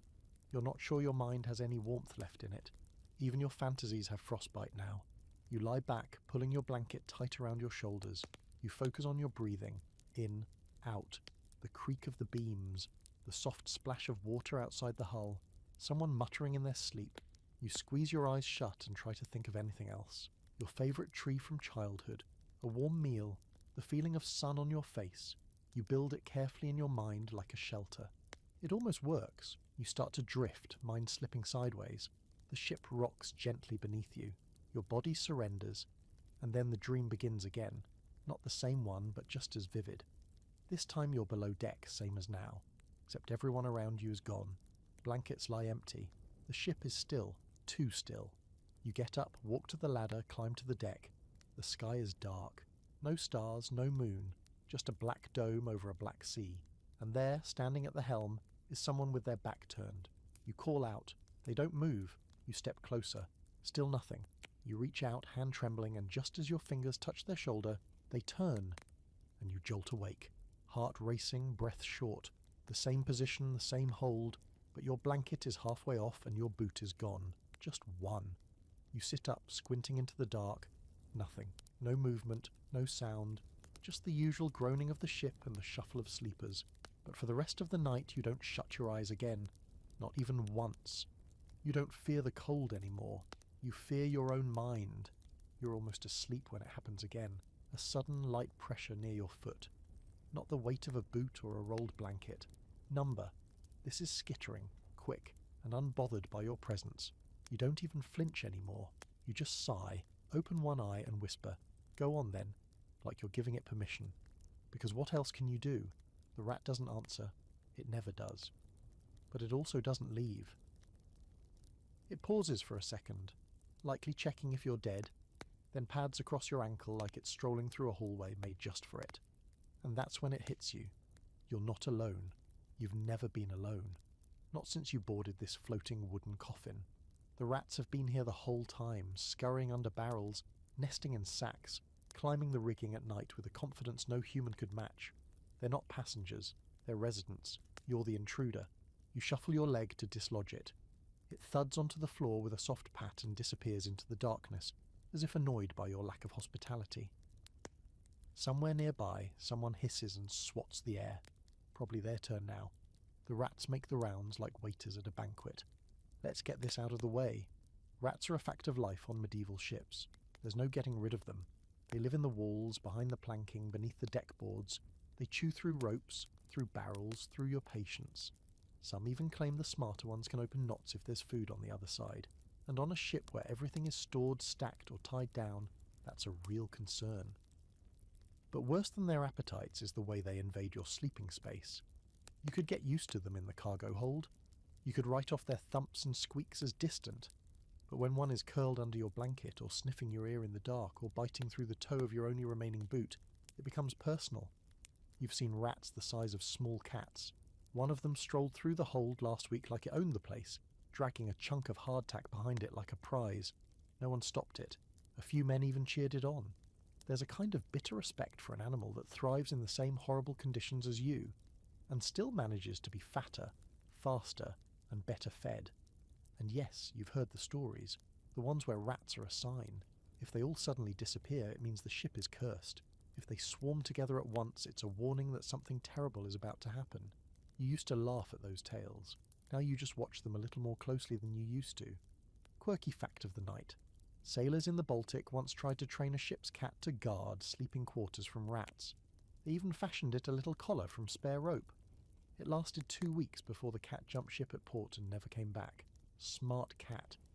You've thought about trying to block them out, tying the bottom of your blanket shut like a sack, tucking yourself in like a parcel. But then what? Suffocate in your sleep? Wake up soaked in sweat and rat droppings? There's no winning. So instead, you adapt. You sleep with one leg tucked, the other slightly elevated. You put your boots on top of your pack, knowing full well that a rat can still climb, but telling yourself you've made it just slightly more annoying for them. That counts as a victory. There's a running joke among the crew. If you wake up to a rat chewing your hair, it means you're finally salty enough to be accepted as part of the ship. One sailor claims it happened to him twice in the same night. He took it as a blessing, but the truth is, the rats are warm. That's the worst part. On freezing nights, when you're shivering and desperate, you don't kick them away. You let them settle, just close enough to share some body heat. You tell yourself it's mutual survival, that you're not slipping into some awful codependent relationship with a disease-ridden stowaway. And yet, there's one rat in particular. You're not naming it because that feels like crossing a line, but it's always the same one. Small notch on its left ear, slight limp. Comes by around the same time every night, sniffs around your pack and then sits on the barrel near your head like it's judging you. You've stopped chewing it. Once, in a moment of weakness, you even shared a crumb of biscuit. It took it, stared at you like it expected more and vanished. Now, every night it returns. There's a scholarly debate, because of course there is, about how rats influence life aboard ships. Some historians claim they were tolerated, even encouraged as early warning systems. Rats would react to leaks, shifting cargo and subtle changes in the ship's movement before humans noticed. Others argue they were just pests, filthy, destructive and potentially plague-bearing. But those are land-based opinions. On a ship, especially in winter, practicality wins. If a rat chews a hole in your food supply, it's a menace. If it sleeps next to your foot and keeps you warm, it's a co-worker. You lie back again, carefully this time, feeling around to make sure nothing is under your blanket. You hear a soft rustle, then the tapping of tiny claws on the barrel beside you. You glance sideways, the rat's back looking smug. You close your eyes and mutter, "You better be warm." It stays. Tonight sleep comes easier, not because you're more comfortable, but because your standards have bottomed out completely.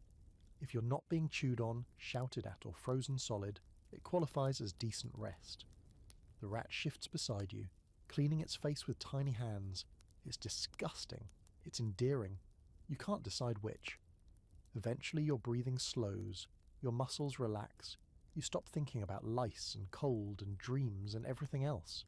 There's just the soft sound of the ship moving through water, the low mutter of sleepers, and the tiny rhythmic squeaks of a rat cleaning its tail beside your head. You sleep. You wake once, briefly, to find the rat curled against your ankle. You don't move. The first thing you notice tonight isn't the cold or the rats, or even Hugo snoring like he's swallowing gravel. It's your stomach. It's flipping. Slowly at first, just a dull roll, like the ship's motion has finally synced up with your guts. Then it gets worse. Each sway of the ship tilts your insides like a bucket half full of old soup. You groan and press your arm against your belly, hoping the feeling passes. It doesn't.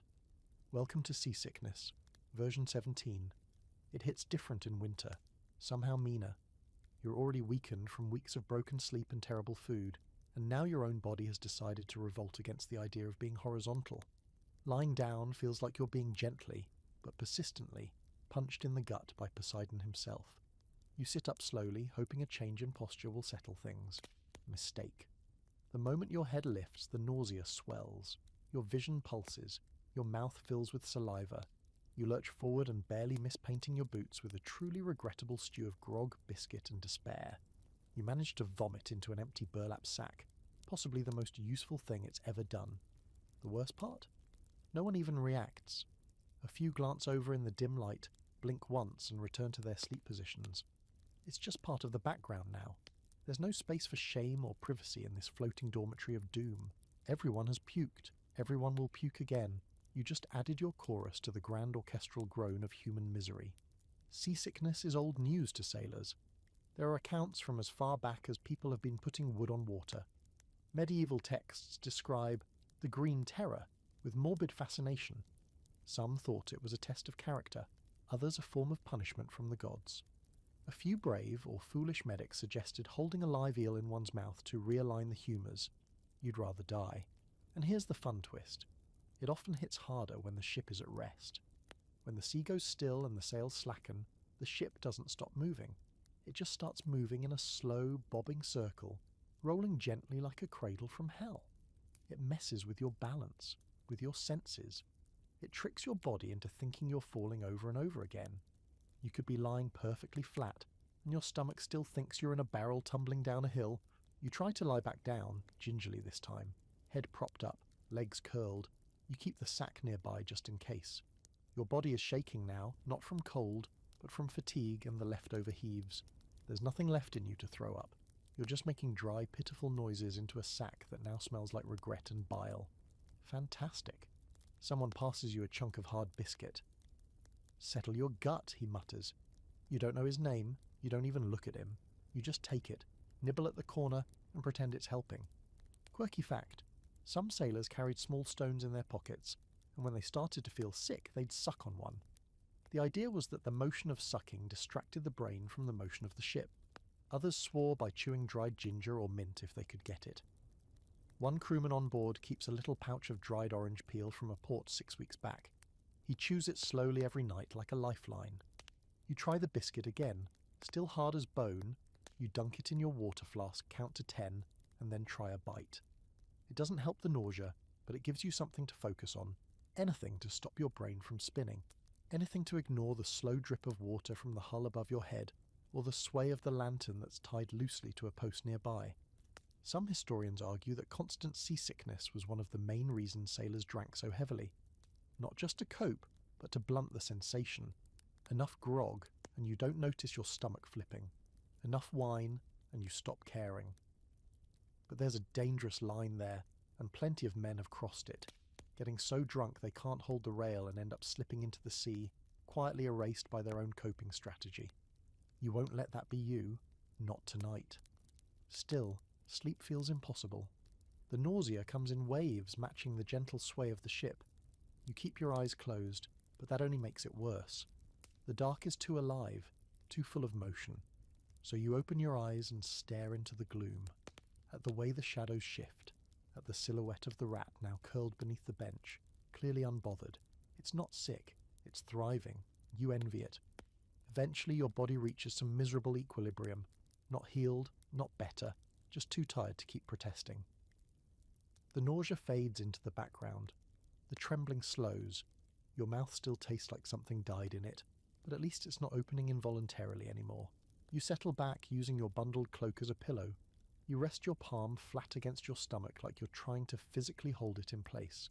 You breathe slowly. You close your eyes. And now, the candlelight. There's a single lantern still lit across the hold, its flames swaying with the ship's motion. It throws long shadows across the beams, across the faces of sleeping men. The flame flickers wildly, stretching thin and bright before curling in on itself again. Watching it, you find a strange rhythm, a hypnotic little dance that pulls your mind into a slower current. The nausea dulls further, the cold creeps back in, but you welcome it now. Cold is stillness. Cold is clarity. Cold is at least familiar. Sleep, or something like it, creeps in sideways.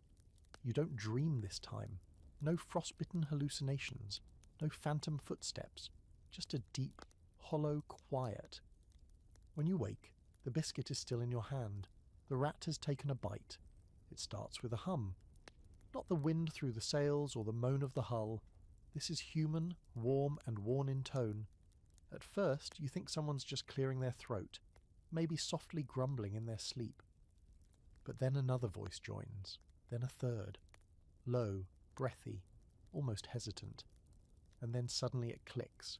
They're singing. It's not the kind of singing you'd hear in a chapel, or anything you'd call melodic. This is more like murmuring with rhythm, a kind of communal whisper that clings to the air and threads itself between the beams like smoke. You lie still in your damp blanket, head turned toward the sound, and listen. The words are old, maybe older than the ship, definitely older than your understanding, a mix of languages or maybe just thick accents blurring into each other. Some verses rhyme, others don't. Some sailors harmonize, others mumble out of tune.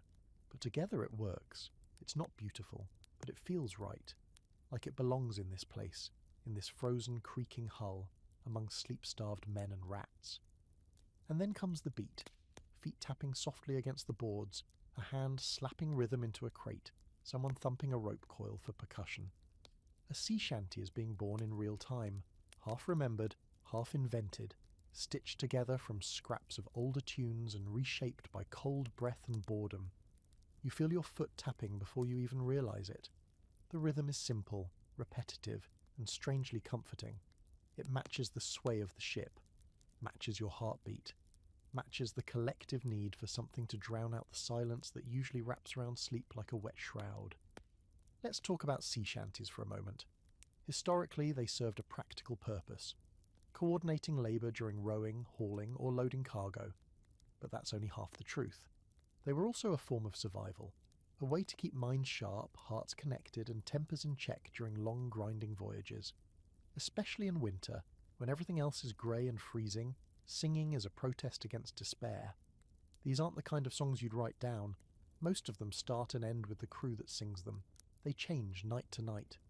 The verses twist based on who's sick, who snored too loud, who broke wind near the barrels. One line might be about lost love, the next about someone's bunions. It doesn't matter. The point isn't performance, it's unity. Tonight's song has a slow start, but soon enough more voices join in. Deep ones, cracked ones. One voice so off-key it circles back around to charming. There's laughter when someone stumbles over a line.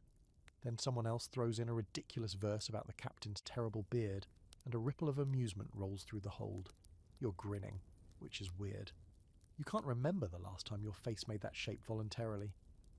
One of the sailors near the front, young, bright eyes, sings like he actually likes being here, starts a call and response. Oh, the wind, she bites and tears the skin, he belts, and the rest of the crew answers, but the grog, she warms the soul within. Another verse, more laughter, someone claps, Someone coughs but claps anyway. You don't sing, not yet. But your lips move. Your throat tightens, wanting to join in. Your fingers tap out the beat on your damp blanket. It's stupid. It's loud. It's undisciplined. And it's the warmest thing you've felt in days. Quirky fact, there were certain songs that could only be sung at night. Not because of superstition, but because of tone. The night shanties, if you want to call them that, were slower, more sombre, meant for passing the time during long watches or lulling the crew into uneasy rest. Some were lullabies for grown men who hadn't heard a soft word in weeks. Others were ghost stories set to a beat, tales of drowned sailors who sang from beneath the waves, or mermaids with teeth like knives who lured men overboard with impossible melodies. You hear one of those songs now. The melody slows, darkens. The lyrics shift to something about black sails on a frozen tide, and the man with ropes for hands. The mood changes, not unpleasantly, but enough to quiet the rowdy ones. The rhythm stays, but softer now. It feels like rocking in a cradle made of salt and shadow. And just like that, people begin to lie back down. One by one, the voices fade. The tapping stops. The song hangs in the air for a few long moments, then disappears like mist. You're still smiling a little. It doesn't make the hold any warmer. Your blanket is still wet. The rat is still nestled under your boot like a smug little foot warmer. But something's shifted. The silence doesn't feel as cruel. The darkness doesn't feel so hollow. You're not alone. Not really. Not in this moment. You lie back, pulling your blanket to your chin, eyes half closed. And for once, you don't think about how many hours until your next shift, or how bad your back hurts, or whether there's mould growing in your boot. You think about the beat, the voices, the ridiculous verse about the captain's beard. Some scholars argue that sea shanties were just tools, practical devices for managing work, but others suggest something deeper, that these songs weren't just for coordination, but for communion, a shared language made of rhythm and misery and breath, something that let tired, frozen men remember they were still human. Tonight, you believe that second group, and when you finally drift off, it's not because you're warm or full or comfortable, it's because you've been sung to sleep. You wake up with something sitting on your chest. Not someone, that would be disturbing in a very different way, but something heavy, oppressive, like a thick invisible slab pressing down on your ribs. Your eyes snap open, and at first there's nothing, just darkness. The same faint outlines of barrels and rope coils, the same damp wood above you, creaking quietly with the ship's slow roll. But the pressure doesn't lift. You can't move, can't speak, and worse, you can't breathe properly. You try to wiggle your fingers. They twitch. Good. But your chest, locked tight. You feel your heart thudding, too fast, like it's trying to punch its way out through your sternum. You open your mouth to call out, but no sound comes, and then, out of the corner of your eye, you see it. A shadow, not a person, not a rat, just a shape, crouched near your bunk just at the edge of your vision, still, silent, watching. Your brain is screaming, your body is frozen, and just as suddenly as it started, it's gone. The pressure lifts. Your lungs inflate with a desperate gasp. You bolt upright, drenched in cold sweat. You look around, wild-eyed, heart-hammering, trying to find it. But the corner is empty. Nothing there but your blanket, a coil of rope, and that smug rat blinking at you like he had a bad dream too. You sit there for a while, arms wrapped around your knees, shaking from the inside out. Welcome to sleep paralysis, medieval edition. Nobody had a name for it back then, of course, but they knew about it. Every sailor has a story. They don't use medical terms like REM cycles or disrupted neurotransmitters. They talk about the night wait, the sea hag, the deck demon. Sailors say that when you sleep too close to the hull, where the water presses cold and heavy against the wood, something from below crawls up to sit on your chest. Not to kill you, just to look, to see what kind of soul you've got. You heard one man swear he saw a child made of fog perched on his ribs, whispering in a language no one's ever spoken. Another claimed a woman with wet, tangled hair crawled down from the beams and pressed her face to his, just breathing, watching, waiting. And then there are the theories, that it's your soul trying to leave your body and getting stuck halfway, that the sea doesn't just take bodies, but pieces of your mind, that it's the cold itself becoming sentient, wrapping around you, whispering in your ears, pinning you down while it gets to know you from the inside out. You used to roll your eyes at those stories, but now you're not so sure. Let's talk historical debate. Some scholars believe medieval sailors viewed sleep as a vulnerable state, not just physically, but spiritually. With no clear understanding of the brain's nighttime behavior, many turned to supernatural explanations. Nightmares weren't dreams, they were visitations. Sleep paralysis was proof of possession. Night terrors meant the devil, or something like him, was nearby. On land, priests might bless a home or anoint the bed frame. On a ship, you got a whisper of protection and a chunk of driftwood carved into a charm.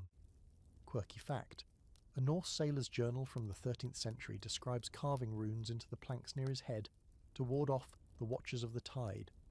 Whether it worked or not, no one knows, but the charm was found centuries later, still etched into the wood, its meaning worn but legible. You think about that sometimes when your fingers trace patterns into your blanket in the dark. Like, if you can just draw the right shape, you'll be safe. After your episode, sleep is off the table. Your eyes refuse to close. Every time your head dips forward, your body jerks back awake, like it remembers, like it's afraid that if you let go again, the shadow will return. Sit back down, heavier this time, maybe stay. You glance around. A few men are tossing and turning. One is muttering too fast like he's arguing in his dreams. Another is completely still. Too still. You watch for his breath. Wait. There. He shifts, scratches, rolls over. You let yourself exhale. You're not the only one who's seen things. You can feel it in the way the others stare into corners when they think no one's watching. The way they sleep with their hands clenched tight. The way no one ever sleeps on their back if they can help it. As if they all know that being flat is an invitation. The sea doesn't just punish you with storms and cold, it gets inside you.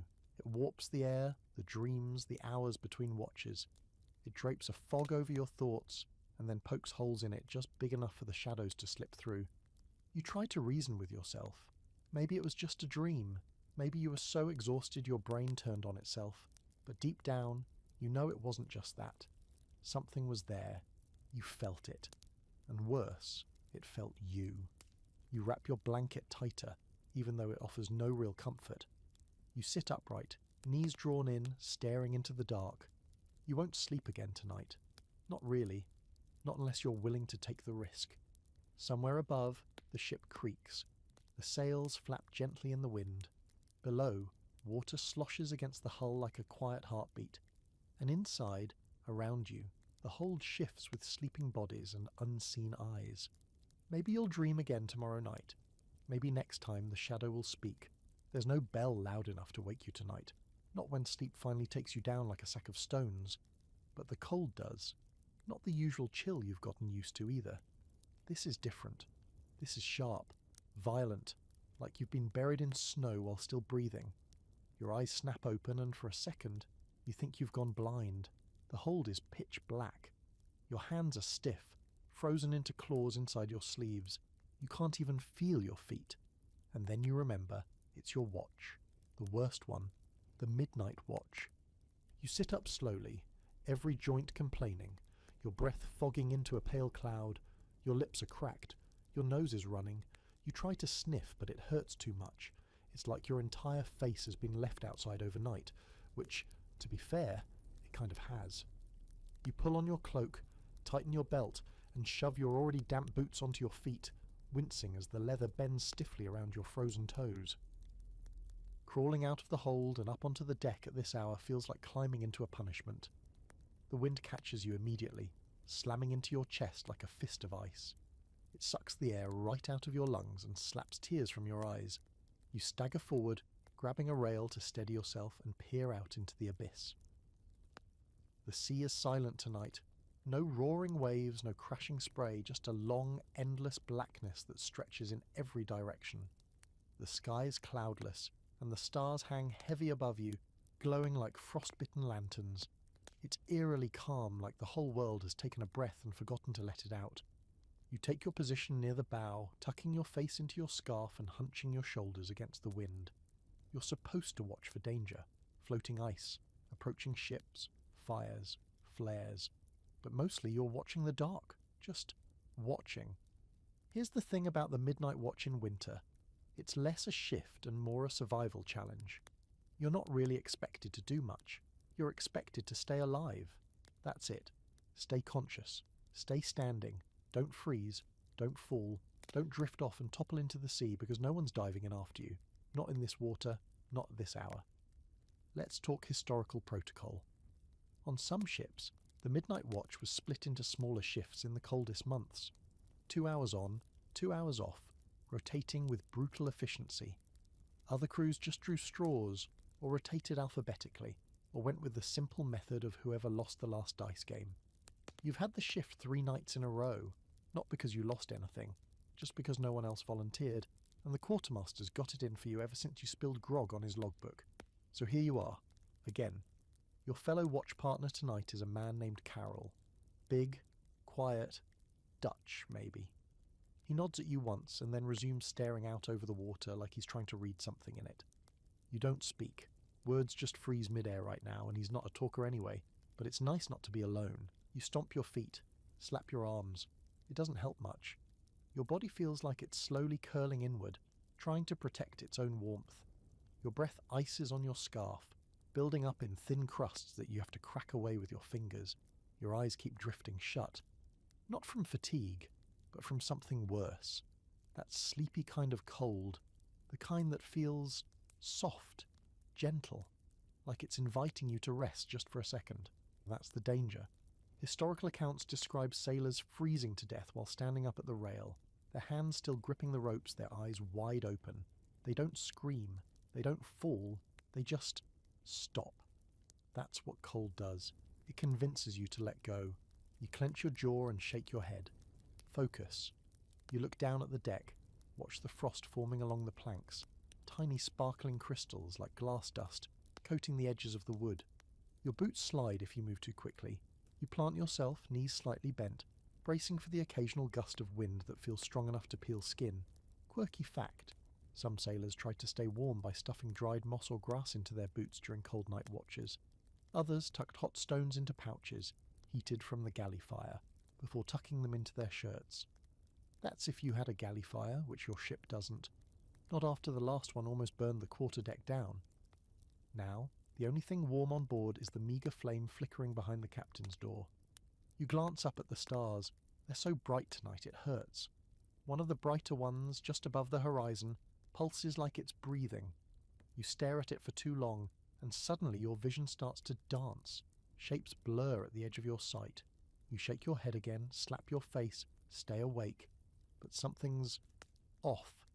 You look down the length of the ship and realize you can't see the stern anymore. The lantern should be glowing there, even faintly, but it's gone. Just darkness. You turn to Carol. He's still there. Still standing, still staring into the water. You say his name once, then twice. No answer. You step toward him, boots crunching against the icy deck. You reach out and touch his arm. It's stiff.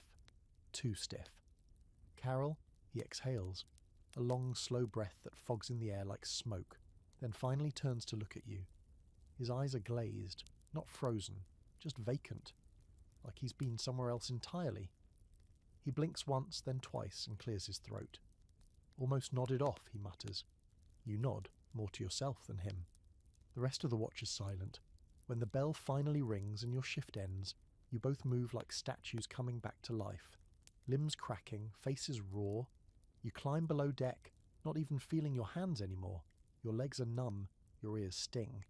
But you're not dead. You strip off your cloak and crawl into your frozen bedding. The rat is already there, curled tight. You don't even flinch. You just press your chest against the floor and let your body thaw. Slowly, painfully. And even then, even now, you're still shivering. Because the worst part of winter watch isn't the cold. It's knowing you have to do it again tomorrow. It starts with a shiver and ends with sweat. That's how you know it's not just the cold anymore. It's something worse. You've been lying on your side for hours, curled into yourself like always, but tonight your body's wrong. There's a heat blooming from somewhere deep inside your chest, and it's not the good kind. Not the kind you welcome on a freezing night. This is sharp, burning, and completely out of place. You open your eyes slowly. Everything is spinning. Welcome to Shipboard Illness, Winter Edition. You sit up, immediately regretting it. Your head swims, your vision tunnels, and your ears are ringing like someone clanged a bell inside your skull. You press your hands to your face, and they come away clammy. Not just damp, slick. You're sweating, even though the hold is freezing. You don't know whether to laugh or cry, so instead you just lie back down, one arm over your eyes, praying for your stomach to stay where it is. The fever is here, and fevers at sea are complicated. There's no sick bay, no real medicine, just guesses and old wives' tricks passed down from some long-dead uncle who once read a herb list carved into a barn door. Someone might offer you a clove of garlic or a cloth soaked in vinegar. If you're lucky, the cook still has a crust of ginger or a mouldy lemon. If not, you ride it out. Or you don't. Your teeth start chattering again, not from cold, but from the confusion in your own body. The heat is inside you, but outside everything is damp and bitter. You try to pull your blanket tighter, but even that small movement makes your skin ache like it's been beaten. Then come the dreams. You're not sure when you fall asleep or if you ever really do. It's more like your brain just unplugs and goes somewhere else entirely. You're back home, or at least in some warped version of it, where the roof is made of sails and your bed is lined with rope instead of straw. Your mother is there, offering you soup, but when you reach for the bowl it's full of seawater and teeth. You jerk awake with a gasp, heart hammering. Hugo stirs nearby and glances over, groggy. "You dying?" he asks, voice hoarse but not unkind. "Probably," you whisper, "and good. More space." Then he rolls over. You chuckle, but it turns into a cough, deep, wet, and rattling. You taste blood, or maybe rust. You're not sure anymore. Historical detail for the night. Shipboard illnesses were the norm, not the exception. In winter, the combination of cold, moisture, and poor hygiene created the perfect breeding ground for everything from common colds to full-blown scurvy, typhus, and other horrors. Doctors? Rare. Barbers doubled as medics. Treatments were crude. Cupping, bloodletting, purging with hot mustard. Yes, that's a real thing. It's exactly as pleasant as it sounds. And in the hold, there's no isolation. You're breathing the same air, sharing the same blankets, eating from the same knives. If one man gets sick, 10 more follow. It's only a matter of time. You've seen it happen. A week ago, a man 2 hammocks over started coughing. By day 3, he was pale and wheezing. By day 5, he was gone. Nobody even moved to carry his body until the end of the watch. They just pulled a tarp over him and stepped around him like cargo. At the next port, he was quietly removed, wrapped in canvas, and thrown into the sea with no more ceremony than a dropped bucket. You lie back again, pulling the rough blanket over your face, trying to hide from the cold, the light, and the way your brain keeps sparking with weird, fever dream thoughts. You start counting breaths. It's the only thing that grounds you. Inhale, exhale, inhale, exhale. Until something interrupts. Voices. Soft chanting. You open your eyes and see 3 men near the stern, heads bent, whispering what sounds like a prayer. Not to God, at least not the one you recognize. It's something older, or just stranger. You don't ask. You don't want to know. One of them is burning something in a small dish. The smoke curls in the air, sharp and herbal. It smells like rosemary and burnt leather. Or maybe that's just the fever talking. Quirky fact. Sailors sometimes held nighttime smoke rituals to cleanse the sick air. Not because they knew about germs, but because they believed the smoke could drive out evil spirits, or at the very least bad smells. It was equal parts medicine, superstition, and desperate attempt to make themselves feel like they were doing something. Someone sees you watching. They come over quietly and press a small object into your hand. A charm, a carved piece of bone wrapped in twine. For strength, they murmur. Don't drop it. You nod. Or maybe your head just falls forward. Either way, the charm stays clutched in your hand as you lie back down. You feel yourself slipping again, not in a dramatic, cinematic way. More like your thoughts are melting, dripping through the cracks in your skull. You forget what time it is, what day, if it's morning or night. You stop caring about the cold, the lice, the rats. Everything is distant, like you're underwater but breathing just fine. And then, stillness, not real stillness. The ship is always moving, but your mind is still. For the first time in weeks, the fever has taken over, and you're not even fighting it anymore. You surrender to it. Let it wrap around you like steam. You forget to be afraid. You sleep. Somewhere in that sleep you see fireflies, dozens of them, floating above the sea. You try to reach them, but your arms are too heavy. One of them lands on your nose. It's warm. You think maybe you're not on a ship anymore. Then the rat licks your ear. You jolt awake again, groaning. The fever hasn't broken, but it hasn't won either, and in the dark, surrounded by coughs, prayers and shadows, you find a strange sort of victory. You're still here. There's a sound coming from the other side of the hold, soft, rhythmic and far too familiar. At first you think it's another rat nosing around in someone's biscuit pouch, but no, it's deeper than that. Human, breathy. Two people, trying very hard to be quiet and not quite succeeding. You blink, still half fevered, your body a pulsing furnace of aches, and slowly tilt your head toward the noise. Someone's having a sleepover, the illegal kind. You lie there in stunned silence for a moment, too groggy to be judgmental, too curious to look away. A blanket shifts, a boot thuds softly against the hull. There's a faint giggle, quickly stifled. You hear murmuring, too low to make out the words, but intimate enough to make the intent obvious. It's not the first time this has happened, just the first time you've been awake enough to notice. For weeks you've heard whispers, rumours of crewmen slipping away for warmth and company, though never said too directly. This isn't the kind of ship where rules are written down, but there's an unspoken code, especially about fraternisation below deck. It's not banned officially, but it's dangerous. If not physically, then socially. If someone gets caught, it leads to fights, resentment, power plays. Because privacy doesn't exist here. Everything is everyone's business, even the things you wish weren't. Still, there's something undeniably human about it. Two people finding comfort in each other during the most miserable winter of your life. You're not even mad, just jealous. You shift your body under the blanket, ignoring how every muscle protests, and stare at the ceiling like it might provide moral clarity. Now for the historical reality. Shipboard intimacy among medieval sailors was taboo, but not uncommon. Most vessels were entirely male, which meant emotional and sometimes physical bonds formed out of necessity, loneliness, or simple proximity. In port, sailors visited brothels or spent coin in whatever comfort houses the dockside offered. But at sea, well, people are people. Cold, terrified and trapped people even more so. Accounts are scarce, of course. Few sailors wrote journals, and those who did rarely confessed to forbidden bunkmates. But fringe records exist. Trial notes, church documents, accusations levelled by bitter crewmates. Some captains turned a blind eye. Others punished harshly, citing moral decay or fear of distraction. The lines between companionship, survival, and affection were blurred at best, especially when the alternative was freezing alone in the dark. Tonight you understand that more than ever. There's something about lying in your own sweat, shaking from fever, with no one beside you but a flea-ridden rat, that makes even the most forbidden closeness feel forgivable. You hear a sigh, soft, content, and your chest tightens, though not from illness this time. You roll onto your side and close your eyes, but it doesn't help. The sound is still there, delicate and constant, like a heartbeat that doesn't belong to you. You tell yourself it's fine, that you're not envious, that you're stronger for sleeping alone, but that's a lie, and you know it. Quirky fact. Some medieval sailors believed that intimacy at sea cursed the voyage, not because of sin or scandal, but because the sea itself was jealous. Female in many seafaring myths, the sea demanded full devotion.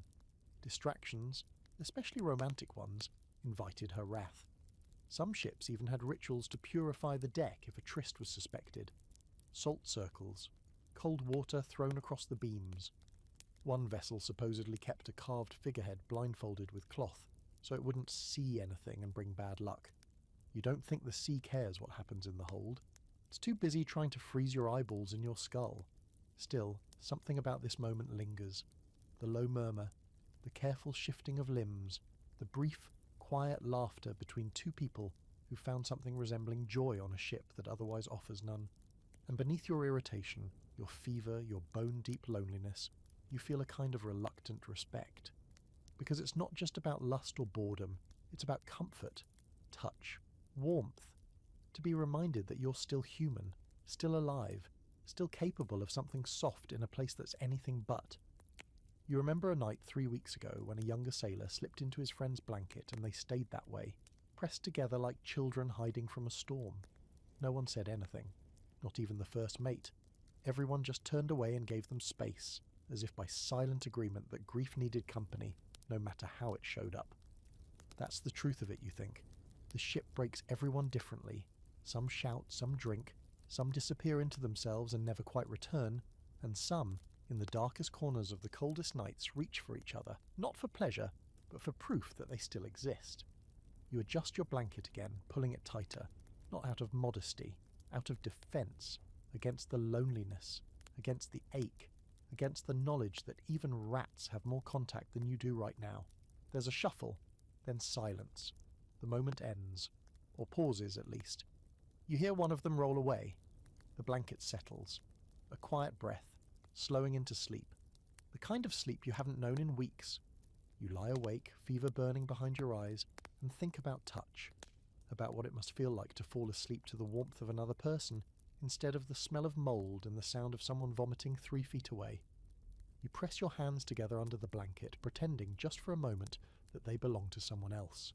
Eventually exhaustion wins, not warmth, not comfort, not peace, just raw, merciful fatigue. And as you sink into sleep, you don't dream of sex or love or romance. You dream of a hand holding yours. That's it. No face, no body, just that small human kindness. And when you wake, you swear for a second it was real. There's a new sound tonight. A low, persistent drip somewhere in the darkness. At first, it blends into the usual noises. Creaking beams, soft snores, the occasional shuffle of a half-conscious sailor changing sides. But the longer you lie there, the more insistent it becomes. Drip, drip, drip. Measured, rhythmic, like a metronome of dread. You try to ignore it, but in the dead silence of the early hours, it becomes all you can hear. Drip. You sit up, slowly. The fever hasn't left you completely, but it's retreated just enough to give your limbs back their weight and your thoughts back their edge. You blink, trying to get your eyes to adjust, and lean over the side of your bunk, peering into the hold. Drip. It's coming from somewhere forward, near the hull, and that's the problem, because dripping means water, and water, in the ship, inside the hull, means something is leaking. You slide out of your bedding and carefully step over the snoring forms of your bunkmates. The floor is cold beneath your feet, but no longer shocking. Your body's adapted in ways that don't feel entirely natural anymore. You make your way across the hold, following the sound with grim curiosity, like you already know what you're about to find but need to see it for yourself. There it is. Near the base of the hull, behind a stack of crates lashed together with damp rope, you see it. A steady drip of seawater leaking from between two planks. It's thin. No rush, no burst, no dramatic spray. Just a single, defiant thread of ocean, bleeding into the hold one drop at a time. You reach out and touch it. Freezing, sharp, salt. You feel a spike of something close to panic, but it dies fast. You're too tired, too used to disaster now. You just stare at it for a moment longer, then turn around and shuffle back to your bunk like you've just seen a ghost and decided not to mention it. You'll tell someone, probably, eventually. Maybe at watch change, maybe never. Leaks happen. Everyone knows that. Medieval ships weren't built for luxury or longevity. They were built to move cargo or soldiers or the occasional desperate pilgrim, and the winter made everything worse. The wood contracts in the cold, the seams between planks shrink, tar freezes, cracks and flakes away. A ship that was watertight in August might weep like a grieving widow by December. Historically, crews carried pitch or wax to reseal problem areas, but doing that mid-voyage, mid-winter, mid-freezing your eyebrows off was more theory than practice. Usually you stuffed cloth into the seam and prayed. Some captains kept a dedicated leak crew, a handful of unlucky souls tasked with crawling into the darkest parts of the hull to patch things in real time, usually by candlelight and in several inches of cold seawater. You're grateful not to be one of them, for now. You crawl back into your bedding and try not to think about the drip. It continues, indifferent to your dread. Drip, drip. You picture it slowly filling the hold, inch by inch, until it reaches your blanket, until it kisses your skin, until you wake up floating. Then you laugh, quietly, bitterly. Not because it's funny, but because you've hit that particular tier of misery where humour is the only tool left that hasn't frozen over. You're lying here in the dark, surrounded by men who would probably trample you for a warm sock, and this is what breaks you. A tiny leak. quirky fact of the night. Some sailors believed that leaks were the ship's way of speaking, a sign that it was unhappy or needed attention. They'd tap around the leaking plank and whisper apologies, offer thanks, even mutter promises to fix it once they got to shore. If the leak stopped, it was taken as forgiveness. If it got worse, someone would throw salt into the water as an offering to the sea. You've got nothing to offer, just a headache and a rat who's gone missing tonight. Probably off giving someone else foot warmth and parasites. Traitor. You pull the blanket back over your head and try to get warm again. Not just physically, mentally. You need to retreat into that foggy, numb space where sleep is possible and your brain stops running damage projections. But that drip won't stop. Now that you've noticed it, it owns you. Drip. You start making deals in your head. If the leak holds until morning, you'll tell someone. If it stops, you'll pretend it never happened. If the rat comes back, maybe you'll get 5 minutes of real sleep. You try not to imagine what happens if it doesn't hold. What it looks like when the water comes faster, when it soaks through your clothes, when the barrels start floating. You've heard stories, half whispers from older sailors who survived sinkings, how it always started slow, unnoticeable, a little water around the boots, a sudden coldness where your blanket used to be dry. Then the cargo shifts, then the lanterns are extinguished, then the shouting starts. But that's not tonight. Not yet. You're still here. Still dry, mostly. Still breathing in and out, slow and steady, like that will protect you. Like the ocean can't reach you if you pretend not to notice it. There's a scholarly debate, by the way, about how often medieval ships actually sank due to hull leaks. Some argue that it was rare, an overblown fear stoked by landlubber mythmakers.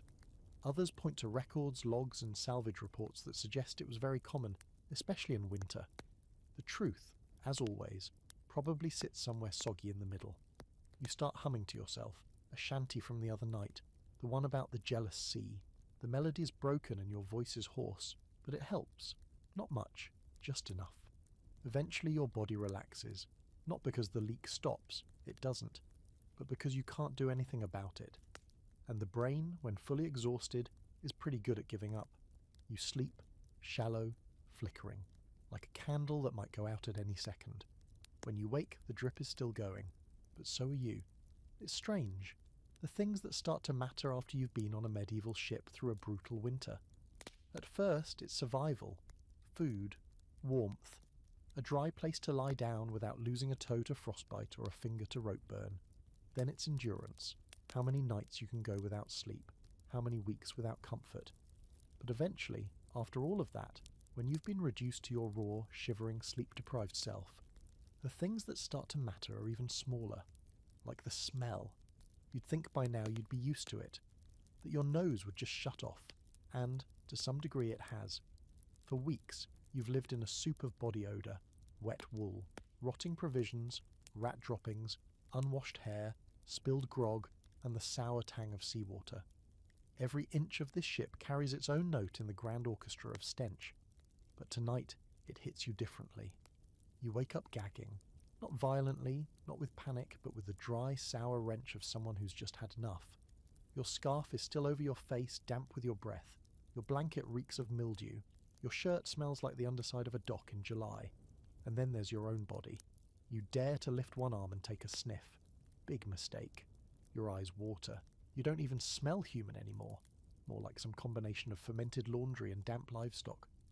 You sit up slowly and glance around the hold. Everyone else is still buried in their own stink cocoons. No one seems bothered, but you are. Suddenly, it's unbearable. You grab your cloak and boots, shuffle stiffly to your feet and make your way toward the ladder. You don't ask permission. You don't care if it's your shift or someone else's. You just need air. The moment you open the hatch and step onto the deck, the cold punches you in the face. But this time, it's welcome. It smells clean, sharp, alive. You drink it in like a starving man eats. You fill your lungs until your chest aches. It's not warm, it's not friendly, but it's honest. And that's more than you can say for the air below deck. You wander to the ship's side, steadying yourself against the rail, and glance out at the sea. Moonlight dances across the water, silver threads stretched across black velvet. The sky is clear, the stars brilliant and sharp. It's so quiet you can hear the sails flutter, hear the distant creak of rigging. No one else is up, just you and the night. Then you do something absurd and you start stripping, boots first, then cloak, then tunic. You stop at your breeches. Modesty still has a slight edge over insanity, but otherwise, you're bare-chested in the winter wind. It's brutal. It feels like knives, but it also feels cleansing. You find a bucket of seawater tied off near the rail, left from the last deck scrubbing. You pull it up with shaking arms, take a breath, and dump it over your head. It's agony, like being punched by the ocean itself. You gasp, stagger, nearly fall. But when you straighten again, dripping and shivering, it's like a fog has lifted from your body. The stink is still there, ground into your skin after weeks of grime. But it's less. It's better. You do it again. By the third bucket, your teeth are chattering so violently you can't see straight. But now your hair doesn't feel crusted. Your arms don't feel like they've been dipped in glue. You feel raw, yes. Frozen. Absolutely. But alive. And somehow that's enough. Historically, cleanliness on medieval ships was more myth than practice. Most sailors washed only when they hit port, and even then it depended on access to fresh water. Winter made it nearly impossible, but some men, often those with religious routines or just sheer stubbornness, still made the effort. They bathed with seawater when they could, despite the risk of shock or hypothermia. And if they couldn't wash, they'd scrape the grime off with blunt knives or bits of rough cloth. Personal hygiene wasn't about comfort. It was about not becoming unrecognizable to yourself. You grab your shirt, frozen now, and slap it against the rail. You beat the sleeves, the collar, the hem, trying to knock out some of the stink and damp. You won't win, not entirely, but every bit helps. You stretch it out on the deck to freeze dry and shiver while you wait, arms tucked tight, lips blue. That's when you hear a voice. Didn't know we had a mermaid aboard? You turn and see the boatswain, old, wrinkled like a dried apple, beard full of frost. He's leaning against the mast, watching you like he's half amused, half impressed. Couldn't sleep, you say through chattering teeth. He nods. Aye, ship'll do that to you. Cold's good for clearing the head, though. Makes you remember who you are. You don't answer, mostly because your jaw won't cooperate. He tosses you a piece of burlap. Dry off before you die. We need you miserable, not dead. You take it, wrap it around your shoulders and sit on a coil of rope, shivering quietly while your shirt stiffens into a board nearby. Quirky fact. Some sailors believe that washing during a voyage brought bad luck, that washing away dirt was like washing away protection. Others believe the opposite, that staying dirty attracted evil spirits. In truth, it was probably more practical than either. Clean people got fewer infections, or at the very least smelled less like rotting fish. You sit there until your bones ache, but not from fever anymore, from clarity. The fever broke sometime in the night, maybe between the second and third bucket. Or maybe the sea just took it, like she takes everything else. You're still sick, still cold, still sleep-deprived, but you're back in control. Your skin is steaming in the wind, your nose is running, your fingers are purple, and you feel clean. You gather your half-frozen clothes, dress slowly, and head back below deck. The smell hits you instantly, but this time it doesn't overpower you. You curl back into your nest, pull the rat-hollowed blanket over your shoulders, and settle in.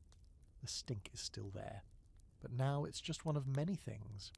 Not the worst of them, not even close. The days blur now, not in that poetic, dreamlike way. No, this is more like everything smudged together in one long grey smear of misery. You wake, you work, you sleep, sort of, and then you do it all again. Time has stopped meaning anything useful. There's no sunrise, no cheerful morning bell, no change of pace or scenery. Just the same black sea, the same aching cold, and the same splintery boards pressed into your spine each night. Today, though, something's different. Something smells different. And for once, it's not worse. You lift your head, sniff the air and blink, confused. Your nose has adjusted to a truly terrifying spectrum of odours over the past few weeks. You've learned to distinguish between wet rope, rotting cabbage, mouldy sailcloth, and the particular tang of feet that haven't seen a wash basin since summer. But this smell is warm, familiar, edible. You push yourself upright and shuffle toward the source, ignoring the ache in your knees and the stiffness in your back. The rat skitters along beside you. Like it too, wants to see what this is all about. Together, you and your reluctant emotional support vermin follow the scent toward the galley hatch. And there it is. Soup. Or something pretending to be soup, anyway. You peer down into a battered metal pot balanced over a low flame. Steam rises off the surface in lazy curls, and inside you see a sludge of root vegetables, a few bits of meat, maybe, and what appears to be barley or rice, an honest-to-God warm meal. You stare at it for a moment like it's going to vanish if you blink too hard. One of the ship's cooks, a man who looks like a boiled owl, nods toward a stack of wooden bowls. "Go on," he grunts. "It's your day." Your day? You forgot ships even had those. You ladle out a serving, careful not to spill, and retreat back toward the hold with your hands cupped around the bowl like it's made of gold. You don't even make it back to your bedroll. You sit down on a coil of rope, spoon in hand, and inhale deeply. It's not good. Let's get that out of the way. The meat is stringy. The broth is greasy. The carrots are boiled into some sort of emotional breakdown, and there's a weird bitterness you can't quite place, like someone stirred it with a stick they found in a churchyard. But it's hot, it's food, and it doesn't come in a biscuit shape. That's enough. You eat slowly, not just to savour it, but to keep your stomach from panicking. It's been living on hardtack and dried fish scraps for so long that anything resembling nutrition might send it into a crisis. Every bite warms your throat, then your chest, then slowly, reluctantly your fingertips. Other crew are eating too, scattered across the deck and below, huddled around their bowls like monks guarding relics. No one talks much. There's no energy for that. But the silence feels different today. Less empty. More like a shared truce. Here's your historical fact. Ship meals were rarely warm in winter. Fires were dangerous aboard wooden ships, and lighting one in rough seas was asking to burn everyone alive. Most cooking was done in fair weather or not at all. Cold meat, cold fish, stale bread, if you were lucky.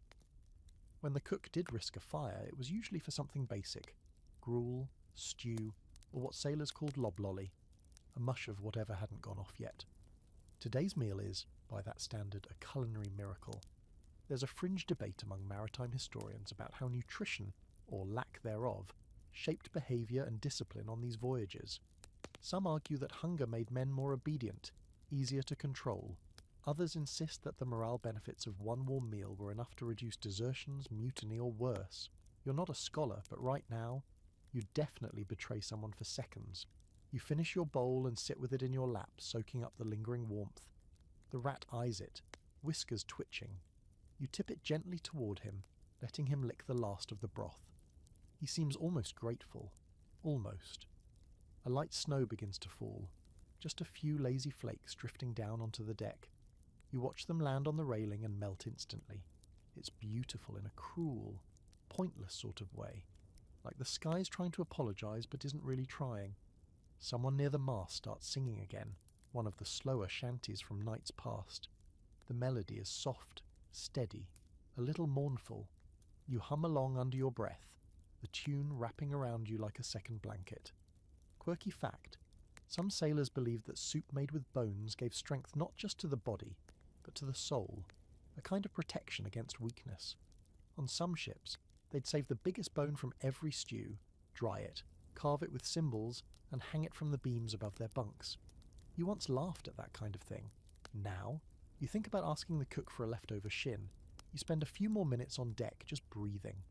The cold is still there, but it feels outside you again, not inside your bones like it did last week. Your fingers have colour. Your toes move. Your stomach is full. You're not comfortable exactly, but you're better. Eventually you return to the hold, the empty bowl tucked under your arm. You crawl back into your bedding. The rat follows and settles near your knee. You don't mind anymore. The hold smells a little less terrible, or maybe you just smell better. Sleep comes easier than you expect. There's no pressure on your chest, no shadow in the corner, no dreams of sinking, just darkness. Still, quiet, heavy with shared exhaustion. For the first time in days, you dream not of drowning, but of walking, barefoot through grass. The sun is warm on your back. The breeze smells like bread. You don't even care if it's real. The weather breaks sometime in the night. You don't know when. You're too far under to notice the shift, too tangled in that half-sleep where dreams and memory blend together like melting ice in bilge water. But when you stir, slowly, stiffly, like a man recovering from a winter-long duel with death, you can feel it. Not warmth, not quite, but something less cold. The air doesn't bite your face. The blanket no longer feels like wrapping yourself in a wet grave shroud. The ship groans a little less, like it wants to split open. You blink your eyes open and notice the hold is brighter. Not from a lantern, from sunlight. Sunlight. You sit up fast, nearly cracking your skull on the beam above. It hurts, but you barely notice. Your body's been aching for so long that pain is just background noise now. What matters is the golden, filtered glow slipping through the open hatch above. Pale, yes, but warm enough to be real. Real enough to mean one thing. The storm's finally broken. You stumble up the ladder like someone who's been buried alive and clawed his way to the surface. The sun catches your eyes, and you have to shield them. It's blinding after weeks of grey, but in the best possible way. Your lungs fill with air that isn't soaked in mildew or sweat. It tastes like salt and wind. For the first time in what feels like years, you breathe. The deck is soaked, of course. Patches of slush and half-melted snow cling to the edges of crates, but the ice is pulling back, retreating like a beaten animal. Puddles shimmer in the sun. The sails, ragged and heavy from weeks of frozen damp, flap lazily now in the gentler breeze. And the crew, they're everywhere, moving like ghosts reborn. No shouting, no wild celebration, just quiet relief, passed from man to man like a secret. No one's smiling, not really, but no one's scowling either. You lean against the rail and look out over the water. It's still dark, still vast, but it's not angry anymore. It laps gently against the hull, no longer trying to murder you in your sleep. In the distance, the horizon has shape again, no longer just a wall of fog. For the first time in weeks, you can tell where the sky ends and the sea begins, and for the first time, you feel like you might actually get somewhere. Let's talk facts. In medieval times, winter voyages were gambles. Ships weren't designed for comfort or ice. Storms could blow a cog or carrack off course by hundreds of miles. Many never made it back. Others drifted for weeks, trapped in ice floes or blown into desolate reaches with no hope of resupply. The ones that did survive the journey often arrived with half their crew dead or dying. But there was one thing most surviving logs agreed on. When the sun finally returned, it felt like salvation. You feel that now. The boatswain walks past and claps you on the shoulder. Not hard, just enough to let you know he's still breathing. "Looks like the old girl's giving us a chance," he mutters. Then he nods toward the rigging. "Don't waste it." The next hour is work. Real work. Not the kind that drags on just to keep your limbs from going stiff, but the kind with purpose. You help scrape ice from the lines, check knots, bail out one of the smaller boats that had nearly filled with sleet and seawater. Every task hurts, but none of it feels pointless anymore. Below deck, the mood has shifted too. The air's still foul, but slightly less oppressive. The drip from the leak, slower now. Someone packed it with tar-soaked cloth during the night. You don't even remember hearing them do it. The rat is back, curled next to your bedroll like nothing's changed. Maybe it hasn't. For him. But for you, everything's changed. Quirky fact. Some sailors swore that after a long winter, the ship itself would feel lighter once the sun returned. They claimed the wood swelled less, the sails dried quicker, the hull rode higher in the water. Most likely it was psychological, but still, it speaks to something true. That even a tiny shift in the environment could feel like a revolution. You get a warm drink that afternoon, grog, mostly rum and hot water with maybe a hint of lime. It burns going down, but in a good way. You sit on the deck, cup in hand, and watch the clouds roll lazily across the sky. The sun's not strong, but it's steady. It rests on your shoulders like a blessing. You think about everything that's happened. The cold, the fever, the leak, the rat, the dreams, the strange tenderness of a whispered song, the bizarre comfort of a terrible soup, the way you stopped fearing death not because it went away, but because you ran out of energy to care. You survived, not heroically, not cleanly, but you made it. There's a scholarly debate, of course, there always is. Some argue that medieval sailors were more resilient because they lived closer to death, had fewer illusions about comfort, about fairness. Others say no, they suffered more because they didn't know how to care for themselves. No medicine, no understanding of nutrition, of hygiene, of mental health. But tonight, you think neither side really gets it. You didn't survive because of what you knew. You survived because of what you endured, and that's different. Night comes slowly, but it doesn't hit as hard. The wind is softer.